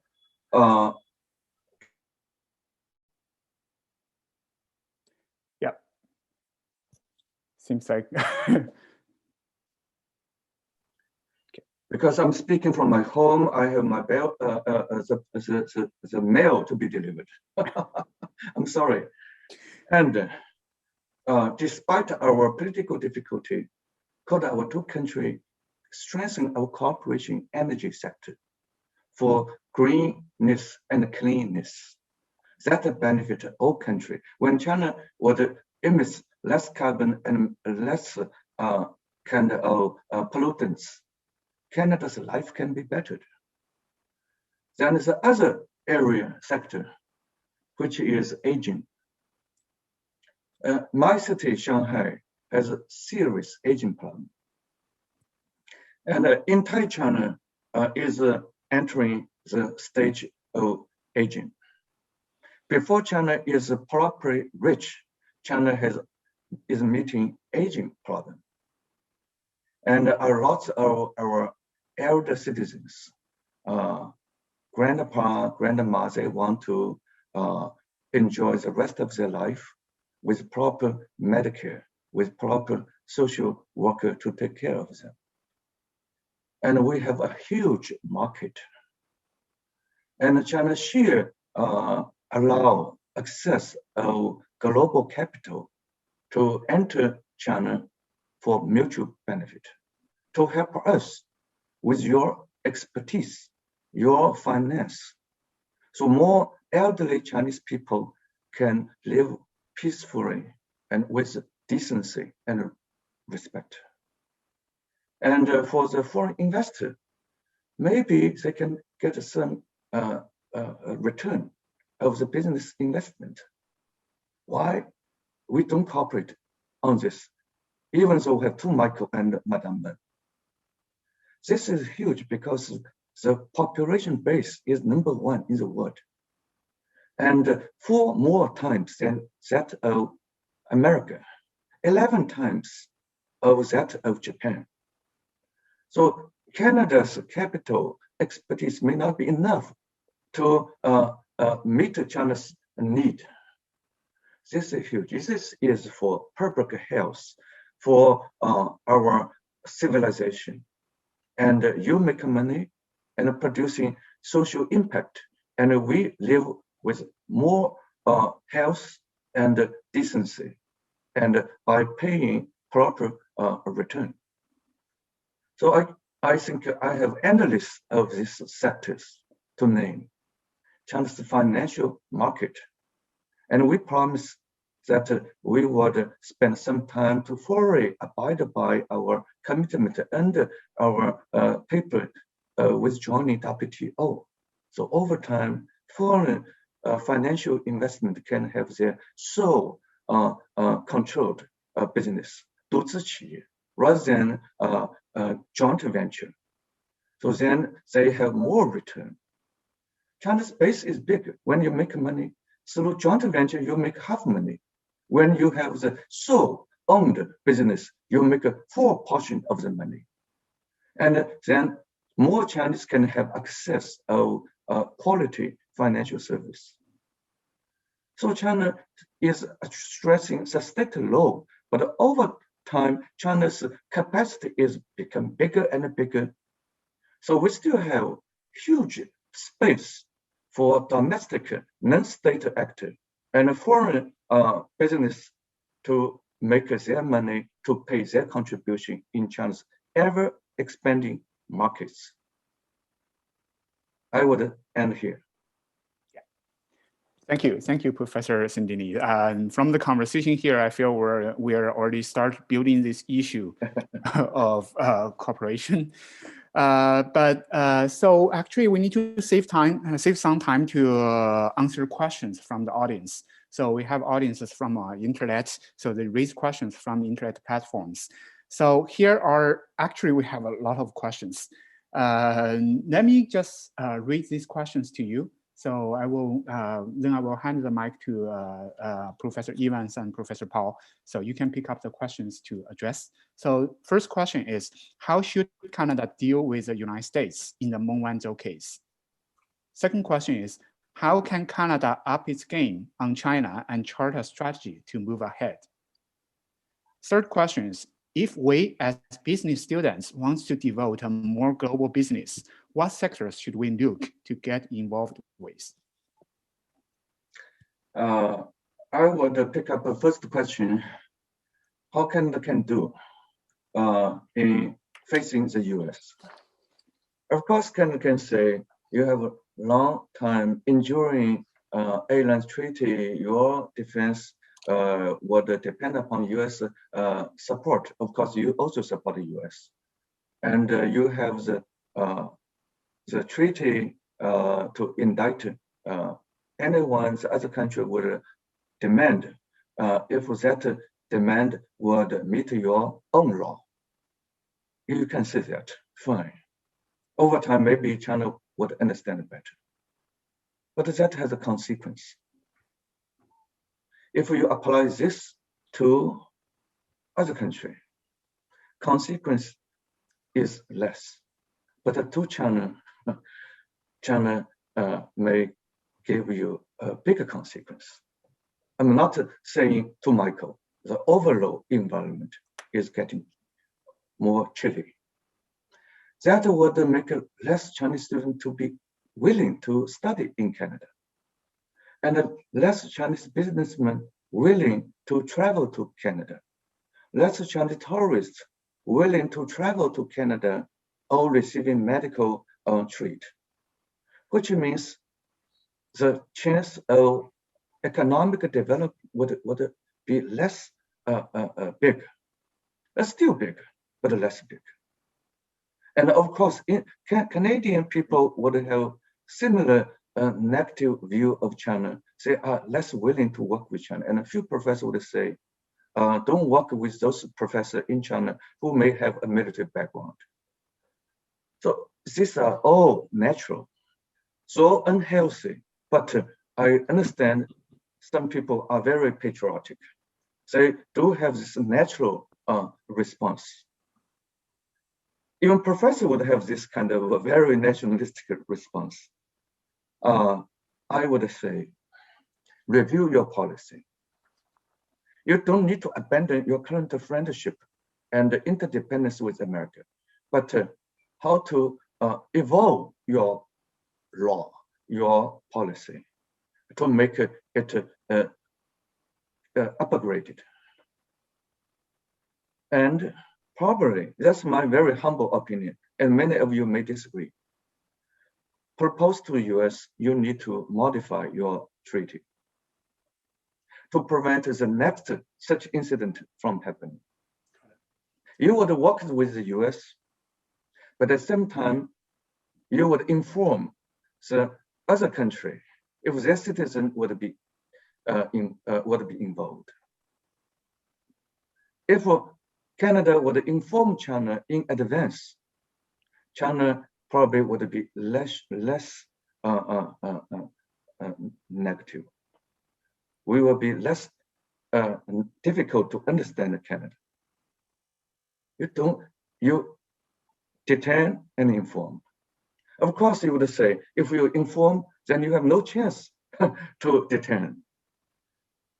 So this is a tricky thing. You may be very difficult to make both countries happy, but effort need to be made. If we don't make an effort, then China think you are a running dog of America. You just want to do whatever the other country want to say, and you don't think we have a normal relationship.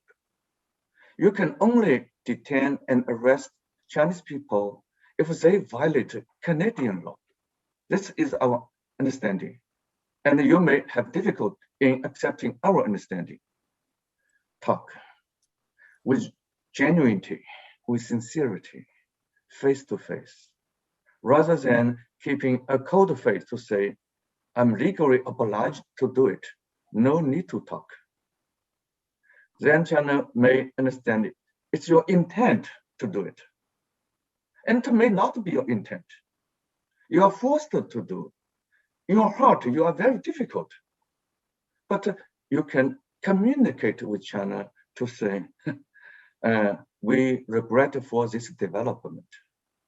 We need to figure out a way such a complexity would be possibly avoided in the future. So America would understand us, and we would propose to revise our treaty with the US to make it to cater Canada's broadly defined interest. Your US interest is your foreign policy. It serves your national interest. But that interest should also cover, you should keep an ever expanding positive development of overall relations with China. Now your relation with one country has hurt your relation with other country. This is not your endowment treaty has designed for. How to refine the treaty to make the negative side effect to be least. This is something Canadian government should make a good effort. And that may take 10 years, 20 years to revise. But cater your overall interest, not just interest with one country and abandon interest with another country. And that is a lose-lose. You may say, China should not put you in a dilemma, lose-lose. But China has its own interest. For whatever reason, China would do it in its current fashion, despite ever negative image in Canada. But China thinks this would best suit my interest. Then our two countries would have a very big difficulty, as predicted by Paul and myself, very difficult to be untied this knot for the short future. So this is my view. I would say with the other two questions. Yeah, so let me hand the mic to Professor Evans, so you can pick up our question and try to give your answers. I think we just have a couple of minutes left, and wanted to say that Professor Shen and I are going to need to discuss this issue further, because he did raise something that we are eventually going to have to address, which is the nature of extraterritorial treaties and laws in an era of geopolitical competition, of extreme competition. I think all of us are eager not to see this kind of thing happen again. There'll be other problems, but not to repeat it. The tragedy of the Meng Wanzhou and the two Michaels issue is that they are not separate issues. We have a 3 M's problem. And the solution to the two Michaels is going to depend upon how we manage the Madam Meng affair. It's tragic that both of our governments have locked themselves into formal positions that are about rule of law. We do things in a particular way. In the Canadian case, we detain under circumstances. In Chinese case, that national security trials take place without the presence of diplomats, etc. There are rules and laws on the two sides. So long as that is the only perspective on this matter, this is going to take a long time to solve. The United States got Canada into the Madam Meng problem. They threw Canada under the bus in terms of someone they wanted to go after for political reasons as well as economic. And Canada was pulled into it unwillingly. With that as the background, the solution is going to be to see the three M's as the one problem. That we're going to hope that the United States can unlock the Madam Meng problem through Department of Justice and a re-examination of the case, whether it turns from being a criminal charges against Madam Meng to civil charges, as had been the case in past. But as Canada and China have been put into an adversarial position because of the complications of the American position on this. And the solution is ultimately going to need to be three parties, Canada, China, and the United States. And the solution is ultimately going to be political and diplomatic rather than narrowly legal. This is something that is very hard for Canadians to accept, that our government does not want to frame this issue in this way, but that it's very difficult to see any other way out of this.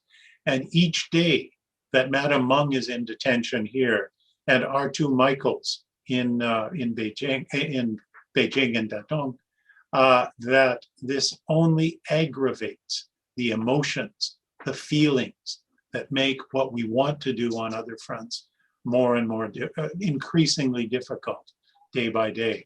So I don't mean to end on a pessimistic note, because I think there is a path to a solution if we can get back to diplomacy and geopolitics and politics, rather than trying to frame this as strictly a legal problem where the collision will continue.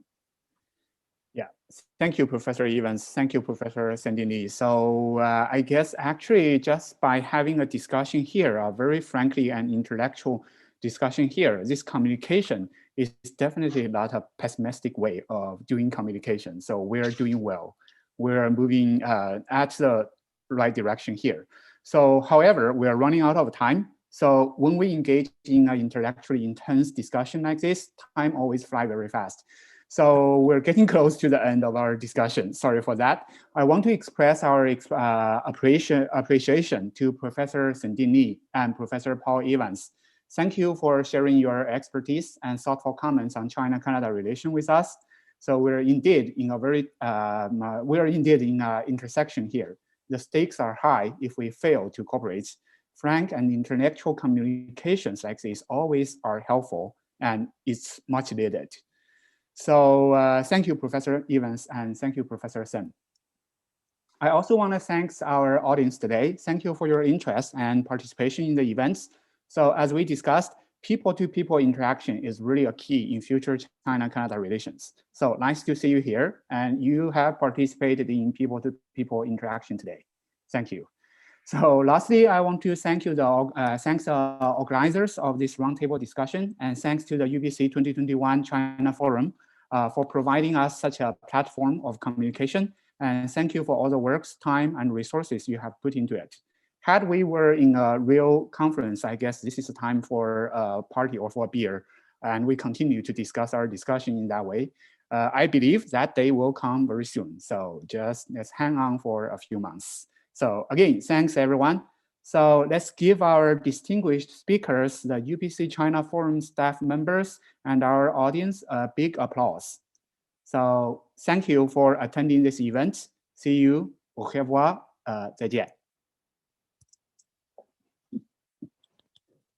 感谢各位嘉宾的精彩讨论。2021 UBC 中国峰会的全部议程到这里就告一段落了。接下来，让我们进行2021 UBC 中国峰会闭幕式。To commence our closing ceremony, we're joined by Michael Hawes, CEO of Fulbright Canada. He holds a PhD in political science from York University, as well as a master's in international affairs from Carleton. He currently chairs the International Advisory Board of the Institute for Studies of International Development at McGill, and is the member of the editorial board at the Canadian Foreign Policy Journal. Let's welcome Dr. Hawes. Good evening. My name is Michael Hawes, and I'm the President and CEO of Fulbright Canada. I want to begin by thanking the organizers of the UBC China Forum, the UBC China Biz Club, and its president, 𝐀𝐆𝐄𝐃𝐀, for putting on an excellent event. And I want to thank them for inviting me to offer a few brief closing remarks. While most of you will be viewing this online, it's important to know that this event comes to you from the beautiful campus of the University of British Columbia here in Vancouver. I'm always impressed with student-run events. There's an energy, an enthusiasm, and a positive outlook that is so deeply needed in the current moment. The theme of the conference is especially suited to the situation we currently find ourselves in. We need resilience. We need recovery. We need reinvention. Frankly, this has been an excellent event with a diversity of opinion and a diversity of views.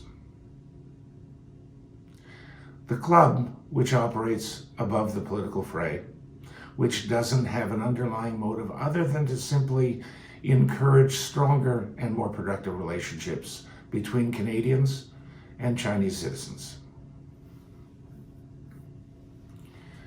They also are very clear that students need to play a more positive and more productive and more engaged role. As the President and CEO of Fulbright Canada, I couldn't agree more. For 75 years, we have been engaging the very best and brightest students, scholars, researchers, teachers, community activists, and others. Here in Canada, it's our 30th anniversary of Fulbright. And to mark our 30th anniversary, we're opening up a new office. In fact, on the campus of the University of British Columbia. And at the same time, we're offering a series of new programs. We're most especially proud of our Honoring Nations program, which focuses on Indigenous persons. That program we're running in collaboration with the Kennedy School at Harvard University. We've also introduced our post-COVID challenge, inviting youth, especially youth from underrepresented populations, to share their ideas about how we move forward, whether it's about digital transformation or health and human wellness or social justice or economic recovery. We're interested in hearing the ideas of Canadian and American youth. We've also increased the value of our awards and established a number of new partnerships. Again, our mission, our values are coincident with those of the organizers of this conference. We need to invest in youth. We need to promote more exchanges. We need to encourage the movement of people and ideas. I've learned over my time here and my experience as a professor of international politics that peace and prosperity are enhanced by the movement of people and by educational ties. In the end, my closing remarks are driven by three basic observations. One, we need to promote deeper educational ties between Canada and China. Two, education is crucial for increasing public knowledge and understanding. And three, educational institutions in both countries, indeed in all countries, can and should ramp up educational ties, ramp up student research, and invest in their students. In the end, as Senator Fulbright once said, a little bit of knowledge is a powerful thing. It turns nations into people. So, again, let me congratulate David, his colleagues, the speakers, and the participants at this conference for such an excellent event. Thank you. Next, we're joined by Paul Lee, former president of Electronic Arts and founder of Vantage Capital Partners. Based in Vancouver, the venture fund focuses on investments in hard technology, analytics, and computational biology.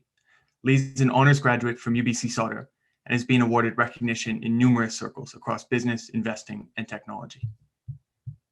First of all, let me say thank you to the UBC BizChina Club for inviting me to this conference. Congratulations on a terrific conference. The topics for this conference could not be more timely. I'm honored to be given an opportunity to be here. It was not too long ago that I was here as a student at UBC Sauder. Well, maybe that was a long time ago. I'm a proud finance graduate of UBC Sauder, and I've enjoyed my time here tremendously. It was a great time, and I learned a lot. And maybe that is really what life is all about. Growing, learning, and having fun doing so. When I went to Sauder, the world was very different. Business school was about learning to get a job. If you're in finance, it was about teaching you to work for Bay Street, or maybe even Wall Street. In marketing, it was about teaching you to work for Procter & Gamble. In accounting, it was about working for one of the big accounting firms. And for finance or marketing, you really need to leave Vancouver if you want to have a career. Fast forward today, and what a difference the world is now. Today, this club is a testament. It's not about working for some firm with the goal of lifetime employment. It's about the role that you want to play in the transformations of our world. There's no lifelong employment anymore, and not even for those who remember Canada Post. And there's no career per se. We are living so much longer. Our working life is so much longer. Our health and energy levels are so much higher. It is no longer about grinding it out for 30 years for a pension and then retiring. It's about adaptability in multiple careers. Now, I don't know if people are good at what they love or they just love what they're good at. But all I can say is, do what you love. And as a UBC Sauder grad, if you do what you love and you are good at it, I have no doubt you will find a way to make money from it. Always be learning, always be growing, and have fun doing so. Whether it is participating in the gig economy or being an entrepreneur, our future world is about comfort with technology and is about understanding the intersection between the East and the West.